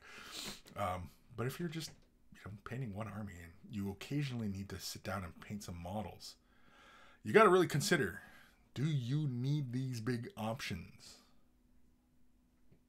No? Then don't bother. Save your money for more models.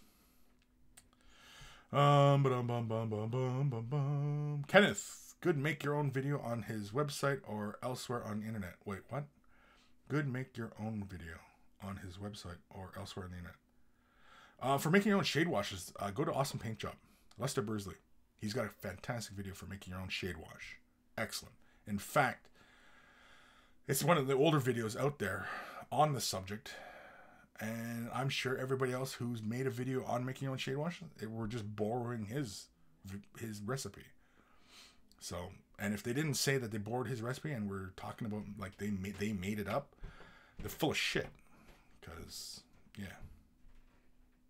I mean, like, if I put out a video making your own recipe for making your own shade wash, I'll tell you right away. And I make, even in my painting videos, when I'm inspired by what another artist did, I mention that artist when I'm talking about, oh, I saw this. And like I said, usually there's very few wargaming artists out there that are really like inspiring what I'm doing. I don't get my ideas from other wargamers. I look outside of this sphere because this sphere is very small. I look out to the bigger picture. I'm a big picture kind of guy. I see the big picture. Kenneth, are you going to Adepticon on Wednesday or Thursday? I'm going to be there all week.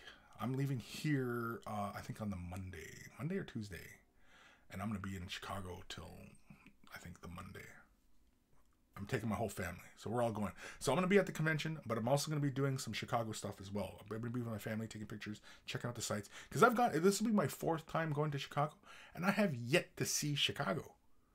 So, yeah, I got to see Chicago at least one time that I was there doing this stuff, right? So,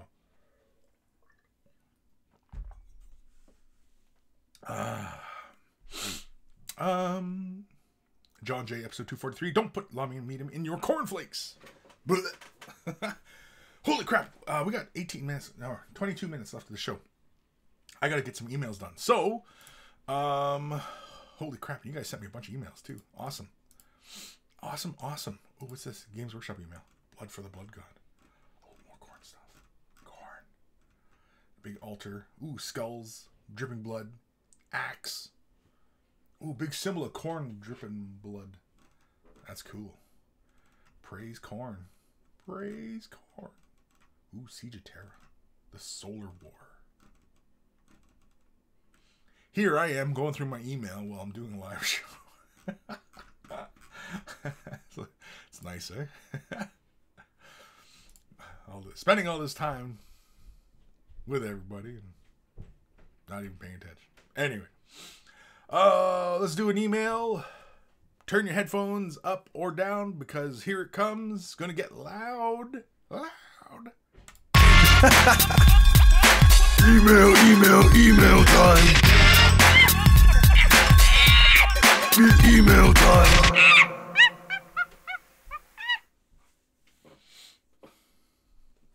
Oh, the jingle's over. Here I am staring at my screen. I don't hear the jingle when it's done. I only see the meter as it goes. But anyway. Oh, crap. Hold on. Like I said, Kris was all discombobulated today. Sorry, I'm just getting this other one ready so that I can do this really quickly here. Blah, blah, blah, blah, blah, blah. There we go. Okay. This one is from our good buddy Marcus, a.k.a. I can't remember who Marcus is. But either way, here's his email. Start transmission. Classification unclassified. Public use is permitted. I should probably be doing this like in an accent or something, right? Caution. This mail could contain excessive content. Readers are urged to proceed at their own discretion. Recommendation. Readers should keep coffee nearby at all times. Toilet break mandatory before begin of message. Oh, geez. Maybe I should go to the toilet. Begin message. Greetings, Kris and fellow monkeys. Short one today, I promise. Yeah, because the last one, oof, man. It was a long one. Anyway, my current work in progress contains 3 tanks, a Land Raider, Predator, Razorback, and a Dreadnought. And I find said models in the you'll find said models in the attachment. The Land Raider is missing one crucial weapon system, though. I'm lacking a pair of sponsons for the additional Hurricane Bolter system that goes into the front slots. All models have been magnetized. The Land Raider alone received more than 150 magnets. Holy carmoles, really? 150 magnets? Also, I'm planning on putting light and sound and maybe a smoke generator on this one as well. That is freaking cool. I want to see that. I've constructed the Land Raider in such a way that later modifications can be installed. Very interesting. Anyway, I want to Zenithal Prime, brown, orange, bone white, the models for a red color scheme and also pre-shade with a darker red. Example, Bordeaux. I'm unsure if this is actually feasible, as I've not seen any painter doing both priming methods on one model. Someone recommended panel modulation, on which I need to educate myself further. What are your thoughts on this subject, as well on the feasibility of my attempt for the Emperor? Salutations, Nathaniel, aka Marcus. And then the little end message, end transmission. Anyway, so here's what he's been working on. So he's got this is on his to-do pile. Now, apparently, he's got a whack ton of magnets, 150 magnets altogether. Jeez Louise, that's not cheap. Anybody who knows about magnetizing their models and picking up these little tiny magnets and such knows that this is not cheap. But it's a great modeling solution and a great way to get the most out of some of these kits, like a Predator kit. A Predator kit, you have to magnetize the little heavy bolters and the sponson weapons, and you know, all the little options and stuff like that. Oh, dreadnoughts is another one. You know, Land Raider, yeah, pretty much everything. Razorback, sure, yeah, Razorback. Oh, so you can magnetize the doors. Yeah, you magnetize the doors on the Razorback. So, awesome stuff. What was the initial part again? I don't recall. He was talking about this, doing a Zenithal Prime. That sounds like a Transformer, Zenithal Prime. And he wants to go for a red color scheme, so he's going to start off with a brown, and he's going to build to an orange, and then to a bone white, and then he's going to hit it with a clear red afterwards. I think that's a fantastic idea. I think it's going to be a vibrant, rich, deep red. Excellent idea.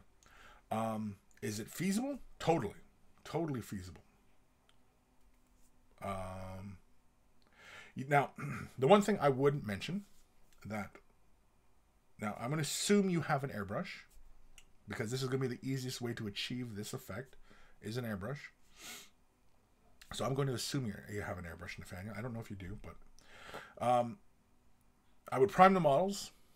I would prime the models probably in a gray or a white. Black's not necessary, because that's not going to be your darkest tone. And then I would base coat in a brown. And then I would probably...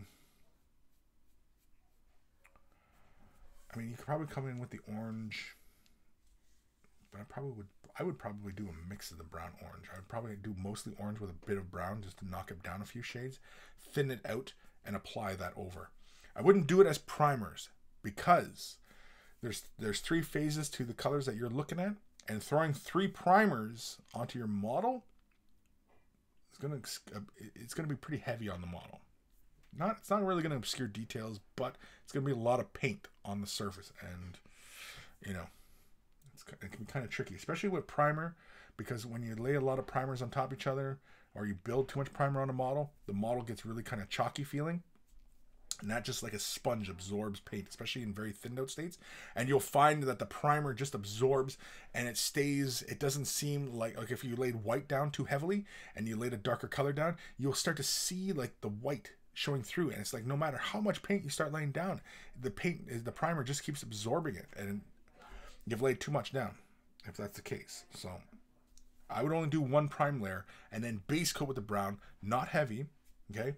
Or here's the other way you can go about it. You can prime or base coat the model in orange, have the model underneath, and then lay your shadow in brown at the angles that you need to lay the brown on. Turn it over, come in with your bone white, and then come in and do your highlights, right? To do your zenithal. Now, the modular paneling, yeah, I mean, like, zenithal highlights on a vehicle look kind of odd for the most part. Now, typically, say for example on a Land Raider, you'll see... now, if you're going for a zenithal, you're talking about going light to dark. You're having dark points in the shadows. You have bright points up on top, right? But that means the entire top of the vehicle will be one uniform brightness. Not really awesome looking. So oftentimes what people will do was kind of create the highlights and such so that they're pushing towards edges. So you'd say, for example, the top of the tank, you're pushing the brighter colors out towards the tracks, or you're building up towards the center, or, you know, whatever kind of thing you need to do. And oftentimes on the sides, they're building the colors, you know, so. But the tricky part is maintaining that angle, because if you're going for a zenithal, you know, there is a whole bunch of issues, you know, doing vehicles with the zenithal, but you just got to be careful of where you're laying the paint down, because oftentimes I find that when you're, especially with a deeper color like this, I would do it the opposite direction, more like a non-metallic. So the side of the Land Raider actually goes light color to dark, and then you do a bright edging, and that looks fantastic. I like when I see those on tanks and stuff like that, and Space Marine tanks. It looks fantastic. So for example, with this color scheme, I probably would start off orange, lay brighter bone near the bottoms, build that up, or even kind of come up with it, and then with the darker color come downwards with it, and lay it down. But just build it slowly, thin the colors, base coat being the dominant mid-tone, and then come with the darker browns, come with the bones, and then lay the red on top of it, and mind blown. It would be awesome. But either way, Nathaniel, just start laying the paint down. Start laying the paint down. That's the biggest thing I can suggest, is start laying the paint down. Don't overthink it. Don't sit there and think, oh, okay, well, maybe I should do this, or maybe I should do that. Just start doing it, man. Just start doing it.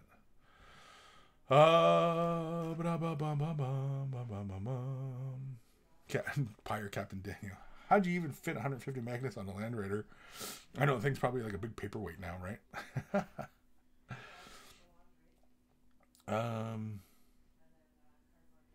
Ben Ellis, great idea to do the work with the upgrades down the line. Yeah, definitely. Disco Duke, hi all. How much I missed? You missed lots. Tons. Oof. Lots. Tons. You just all sorts of stuff. All right. Let's jump to another email. This one is from Dave, a.k.a. Disco Duke, a.k.a. No. Hi, Kris and monkeys. After dropping Eldred on his head and breaking his crest and arm off, I've started a new project. I've had my first proper attempt at non-metallic metal, so be nice, but is there anything that you'd give pointers on? Okay. I've got all the armor to do, so plenty of places to practice, but these are the colors I'm after. Also, I've sent a picture of a Minotaur horns I'm working on for the same model, and I'm looking to do black tips on them and add some age spots and lines. I've sent a screenshot of something I found online. It's not my image, so you might not want to show it though, but how would I go about it? Would you go layering or maybe oil weathering or something different? Doubt I'll be able to watch live as I'll be at the football, but thanks as always, Disco Duke. Well, you showed up in time, Disco. So let's have a look at his non-metallic metal, and I clicked the wrong damn button. So here's his non-metallic metal.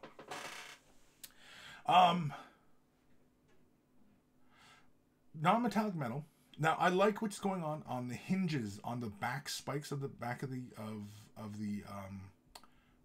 weapon, on the edges of the blade, like the bladed edge. It doesn't feel like there's enough contrast there, and you see how like your brushstroke is alternating where you have brighter color. That kind of throws the eye off a bit. You see, like it works. The brushstroke works well on the back hinges. What you did there works. For the most part, it works. I get the impression of like shinier, darker points of metal.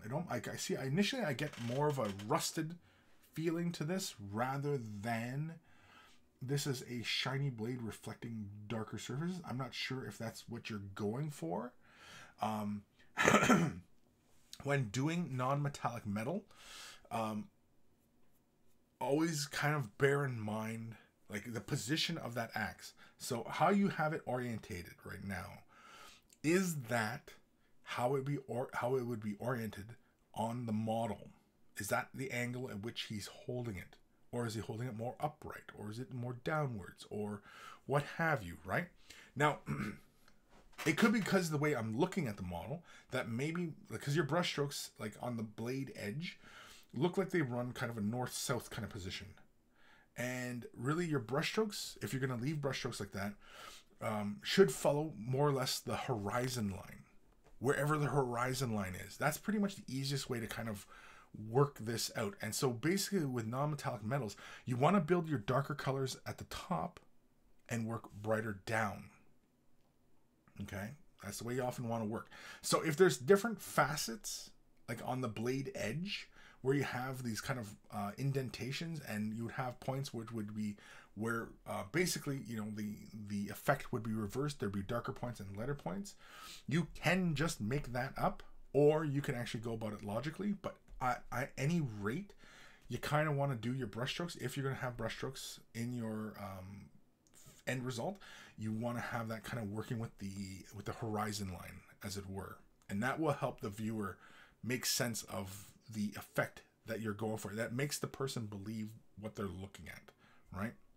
So be conscious of your brushstrokes. Your brushstrokes in this instance do matter. Like I said, on the back side where those hinges are, that makes sense to my eye logically. I can kind of see it, especially on the top hinge where you have more white at the uppermost portion and more darker blue at the lower portion, and then it just transitions into kind of abruptly, but that's fine, because if it was a highly reflective surface, it would have very abrupt highlights and shadows like that. So again, that's more of an example of something that's being painted to look a bit more like a more highly reflective surface. Whereas on the forward edge, that looks more like it's like I'm getting the impression of rusts, and that like this is all like, to me initially this looks more like a frost kind of blade that's rusty, and so you have the bright points and the low points, but you have the bright points kind of in the middle, and they should be off to one edge. Now, which way those colors run is dependent upon the horizon line. Okay? So, for example, let's imagine, I have no idea, but I'm going to imagine that this blade is being held in this position. So, those highlights on the facets, on each of the facets of the blade and the big facet of the sides of the blade, should be running left-right. Your brushstroke should be running left-right, and the color should be building from brighter at the bottom, darker to the top. Hopefully that makes sense without actually showing you. Disco. I'm hoping that makes sense. Let me just quickly go over the chat. Is that making sense? Disco, are you still here? Disco says it's rusted with shiny edge. Sharp edge is what I'm after. Okay, so yeah, so you want that edge to be more keen looking like freshly polished metals with rustiness.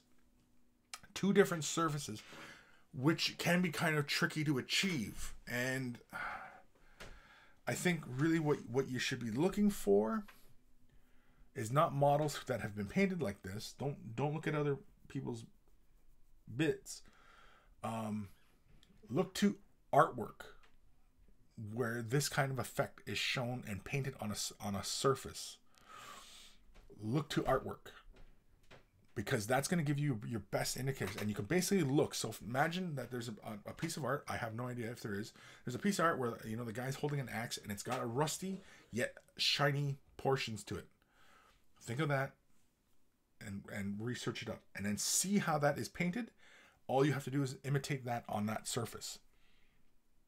I know, easier said than done, right? But that is really one of the better ways to go. Don't look at what somebody else has done, because then you end up getting caught what colors they're using, what have you.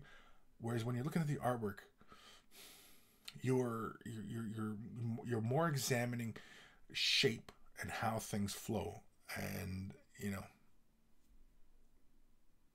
it's just a little bit more direct, because that way you can kind of go to a better example, you know, rather than trying to imitate what another painter has done, if that makes sense. Disco Duke, yeah, it makes sense. Okay, awesome, great. I'm glad that mostly helps. So, oops. So next one is the horns. Okay, so the horns. So you want the horns to get darker at the ends. Kind of like those, right? Like that kind of effect. We've seen this effect many times on many models. So, am I on the right screen? Yeah, I'm on the right screen. So, basically, you can achieve it very easily. Now, I'm not sure what the base tone is. It looks like you've already given the model a shade wash just to pick out the lines, which is fine. You can still work with that. That's fine. I would do a little bit brighter, either whatever that base tone is, or add a bit of white to it and create the highlights closest to the helmet. So you're building sharper, brighter highlights towards the head, the flesh, right?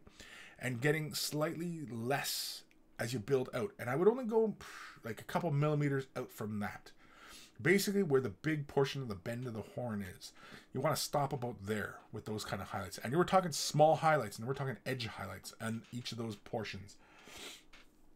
Then you want to come back in with, say, Agrax Earthshade. Thin it down with a bit of Lamian Medium. Okay? Don't need anything else, just Lamian Medium. Thin it down just a little bit. And with a size-appropriate brush, apply about 3/4 of the way to the helm. So basically where you basically almost kind of finished with those white highlights, you're starting with this thinned out, did I say non or Agrax Earthshade? Agrax Earthshade is what you want, the brown. And lay a layer down. Just do it one brush stroke and draw it from that starting point and end at the tip. That's the way you want that to finish. Because when you're working with thinned out colors, where you finish a brush stroke is where the most paint gathers. Okay, that's glazing 101. But you're basically going to glaze this using Agrax Earthshade and Null Oil. That's how we're going to do this. So you lay a layer of that down. Then you can, once that dries, you can come in and pick a point, maybe a couple millimeters further up the horn, and start at that point and draw up to the point again. So you're allowing more and more darker brown to build towards the ends of the horns.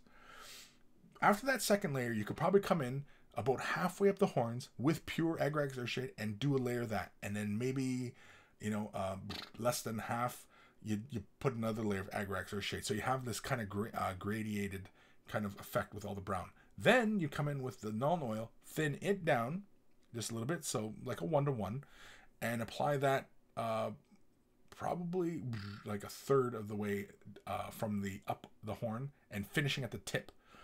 And do a layer of that, and then move up a little bit, do another little layer, then come in with pure Null Oil and just finish the tip off with Null Oil. And then if you absolutely need be, a little bit of Abaddon Black at the very tips, like the top millimeter of those horns. Finish with Abaddon Black. It sounds like a lot of steps, but if you want to build a nice transition there, if this is something that you want to take your time and build a nice effect on, you can. Could you have done this another way? Yes, there is another way. You could have wet blended it. You could have started with this bone color and had the darker brown and blended the two out, and then you could have blended or even feathered the black tips. There's many different ways you could have done this effect, but that is the easiest way to get a really great transition in those horns by doing that effect. So hopefully, Disco, that helps. Hopefully that helps you get moving forward on that project, and helps you out, hopefully. Let me jump over to the comments here and just make sure there's any other comments here. Disco Duke, okay, I'll have a look on the web. I'll ask my mate Google. And Disflux, yeah, it's due for a change. Why would it Disflux? Oh, Disflux says that's a crazy looking wet palette in the background. Oh, I didn't notice the wet palette. Now I gotta look. I gotta look at Disco Duke's crazy wet palette.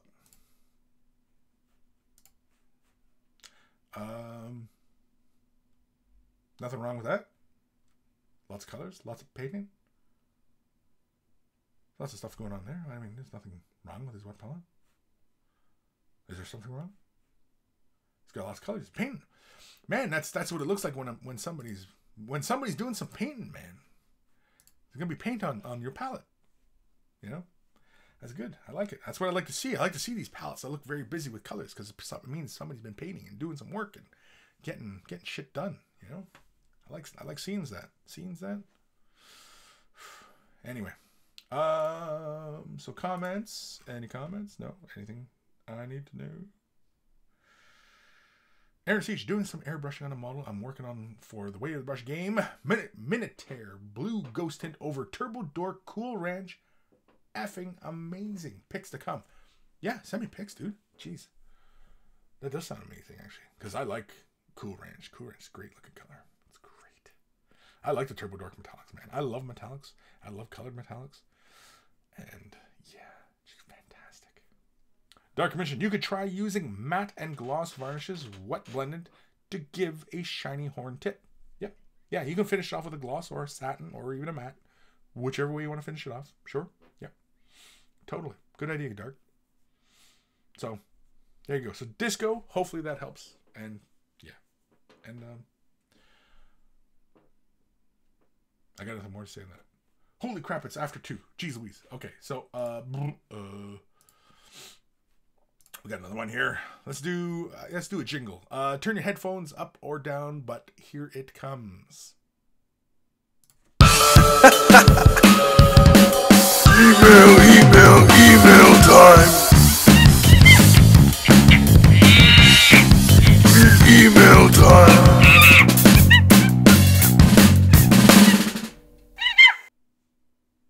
Oh, it's over. This one is from our good buddy Ben Ellis. Hello, monkeys and monkey lord. Here's this week's project. Real life has been very busy, so hence only one model this week. I was in a bit of a rush, so the product is quite chalky though. I have tried some glazing on the legs, but I'm still trying to get the hang of it. Kind regards, Ben. Okay, now first off, awesome. You're trying out something different. Fantastic. That's what I likes to hear. So, let's have a look. Yeah, I think it looks great. Again, this is consistent with your work. I'm glad to hear that you are branching out. I see the glazing on the legs, like those subtle transitions there. Now, see, like I see this surface, and it looks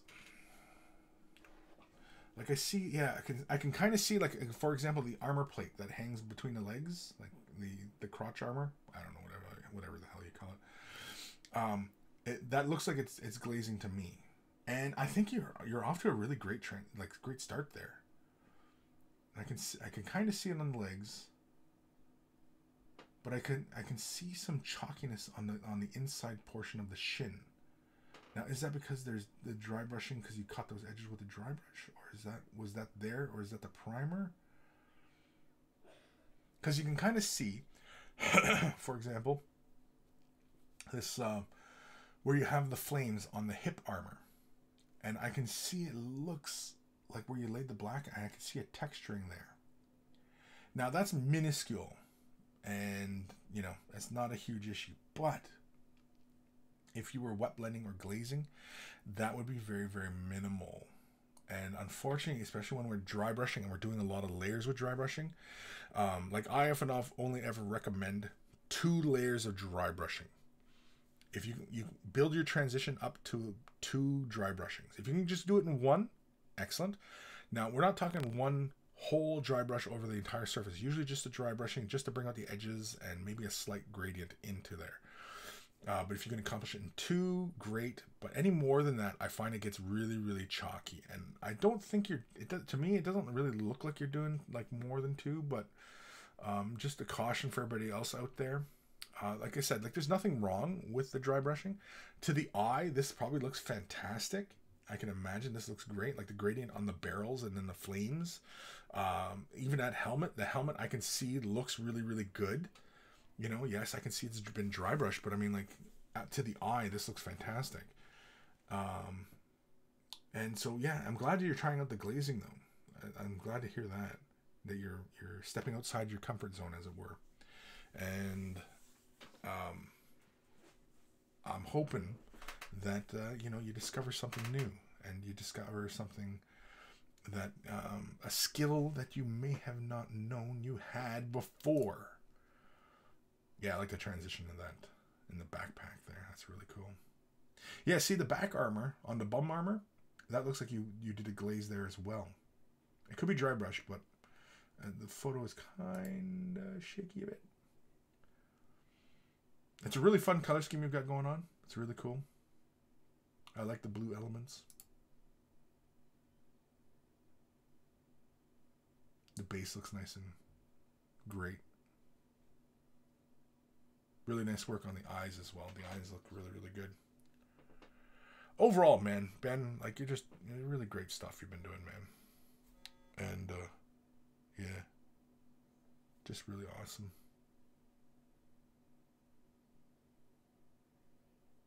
Sorry, I'm admiring your work.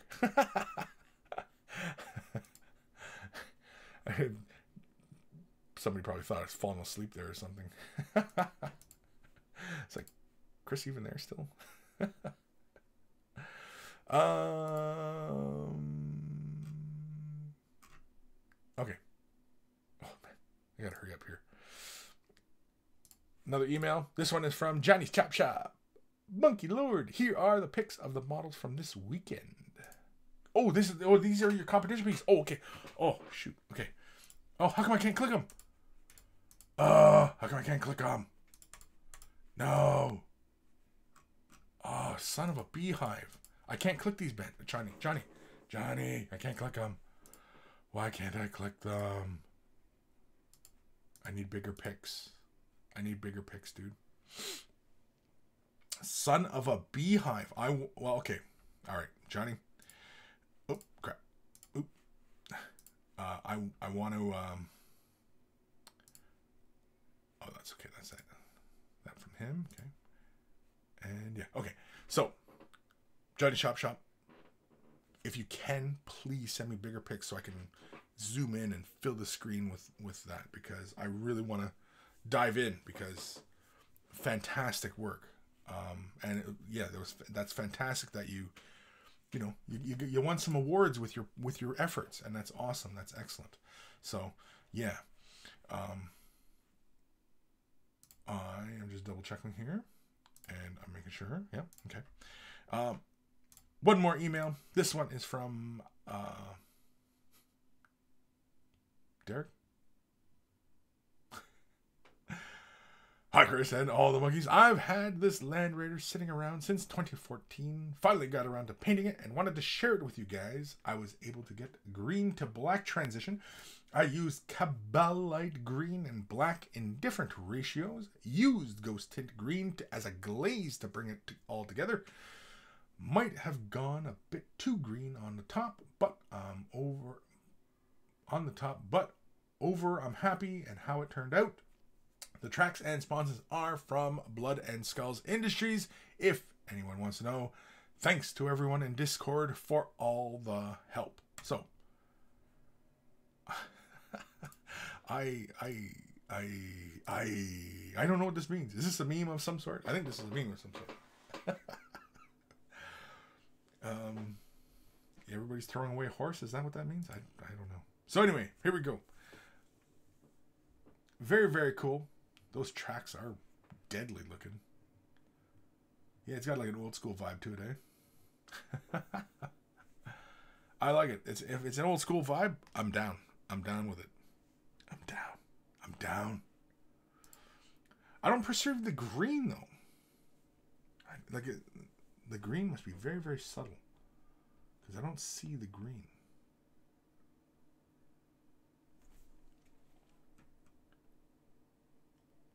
Can't really, yeah. I don't see the green. I'm not calling you a liar or anything, but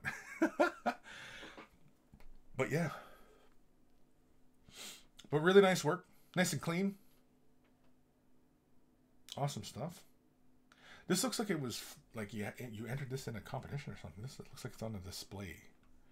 Were you taking this to a show or something like that? Was that what was going on here? Either way, thank you, everybody, for sending emails. Oops, no, I gotta keep one for John, because I want to check that link out. I got your email, John. John J. Thank you. And yeah, so I want to thank everybody sending emails. Of course, keep the emails rolling, and send me work in progress. And I seen, Aaron, you sent me some things over Facebook. Could you possibly send that as an email, and I'll show it off, or do you not want to show it off? Either way, let me know. But yeah, I did get your email or your messages, Aaron, so I'll have a peek. What else? Well, yeah, everybody, thank you for sending emails. Send more. I'm all caught up. I've been really good last year or so. I've been staying current with the emails. But yeah, so I think that's it for today. We're all done. I want to thank everybody for tuning in today. And, if you enjoyed the show, like, subscribe, comment, all that goodness. If you have questions, you want help with the color scheme, you want help with a particular technique, or you just want to show off what you're working on, maybe your commission painting service, you want to drum up some extra exposure, by all means, send your comments, questions to Kris@miniwargaming.com. It's in the description below, as well as a link to waythebrush.com. It is a central hub of all this silliness. It has the links to the Instagrams, the Discord, Twitter, all that. It's been really, really fun. So join us on Discord. Been great. We're always talking in there, and it's probably the best way I stay in contact with everybody, which I enjoy. And I like the fact that everybody's been, having fun there so far and, enjoying themselves. So, waythebrush.com also has links for t-shirts. If you want to look like a connoisseur of all that is good and holy in this world, they're wearing a Way the Brush t-shirt because, you want to look like somebody who's intelligent. And who doesn't? I mean, even if you're not, and you just want to look like a person, like you put on a fake pair of glasses and say, oh, he must be smart. That's what the Way the Brush t-shirt will do for you. Oh man, that guy, he knows his stuff. He watches Way the Brush. And of course, for everybody out there who's already purchased a shirt, send pictures of yourselves in your shirts, and I will add it to the Monkey Shrine, which is also on waythebrush.com. Monkey Shrine. It's the shrine to all the monkeys, and it's great. And I'll be adding more pics to it soon enough because we're going to Adepticon. I'm going to be taking more pics, and I'm going to get more pictures of you goofballs out there. And yeah, so definitely. Waythebrush.com also has links to the Patreon. If you're considering Patreon support, a huge thank you. Big thank you to all my patrons who already support me.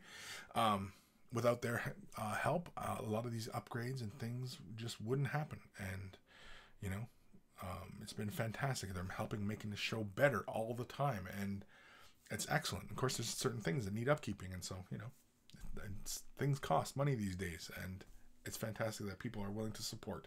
And if you're considering support, I only ever charge per Way of the Brush.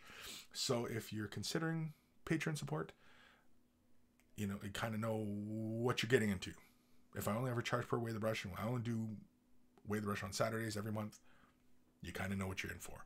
I do make other videos. I don't never charge for them. And I also do the patron paint along, which is, just for the patrons and us sit down, paint, and, go through and work on projects together and stuff like that. We're on our second project. We've taken a little bit of a break at the moment, but we'll be getting back on that soon enough. Soon as probably in about 3-4 weeks, we'll probably be back on track for that because we're way behind in our project. We were working on this kit right here. We're working on doing like non-metallic metal and everything like that on there. So that's what we're working on. So everybody out there who's curious about non-metallic metal, we're going to be working on it with that kit. And so we've been going through the process pretty slowly, but painting a good piece and painting it well, it takes time. And, yeah. So, waythebrush.com. Also have, big thank you to Guy Mir Alfer, aka Carl, aka Beer and Blood Bowl. That's his YouTube channel. Check him out if you love yourself some beer and you love yourself some Blood Bowl. That's where it's all at, is Beer and Blood Bowl. That's his YouTube channel. Check him out. And always a big thank you to him for taking the time out of his busy schedule to create the email jingles that I play before the email segments. It just puts a smile to our face. And of course, blows our eardrums out. So, that too. I think that's it, right? We're done. Are we done? We're done. Yeah. So keep those emails rolling because, I'm not going to, like I said, I'm like dad in the car. I'll turn this thing around. We won't go to Disneyland. We're not going to go. If I don't get emails, we're not going. We're not having fun. So it's on you guys. It's all on you. I'm putting everything on you guys. Derek Luderus, just sitting on my shelf at home. Oh, it's just sitting on your shelf, really? Oh, I thought like it kind of looked like it was like a shot like from like a competition or something. It had like there was artwork or stuff, or maybe it was just open books. I don't know.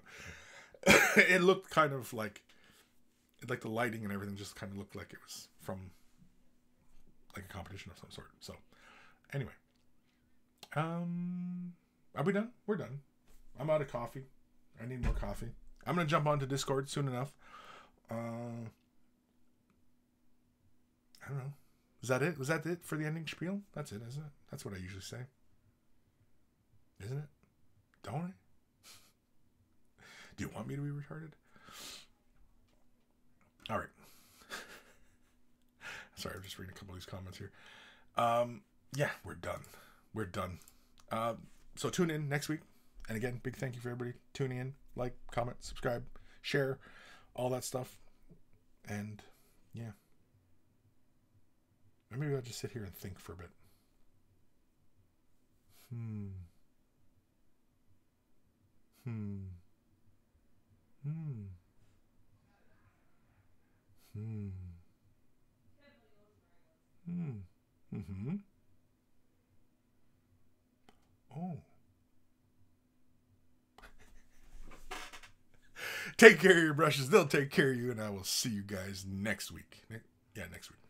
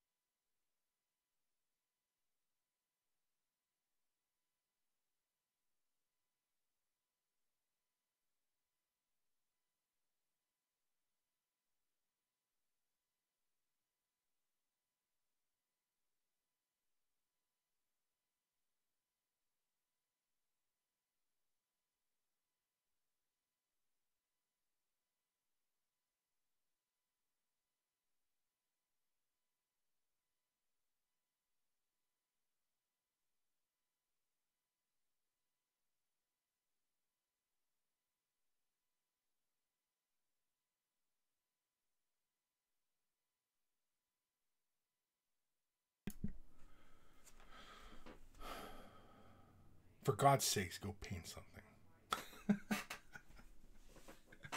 And yeah, Nathaniel, I did start earlier because we had daylight savings time switch back. So it's, yeah. It's GMT -4. I remember this time. It's -4. Because daylight saving. Something like that. Anyway. Alright, I'm out of here. Go paint something, for God's sake. Go do something. Go play a game. Go hug a loved one. I'm getting the hell out of here. Go enjoy the rest of this Saturday.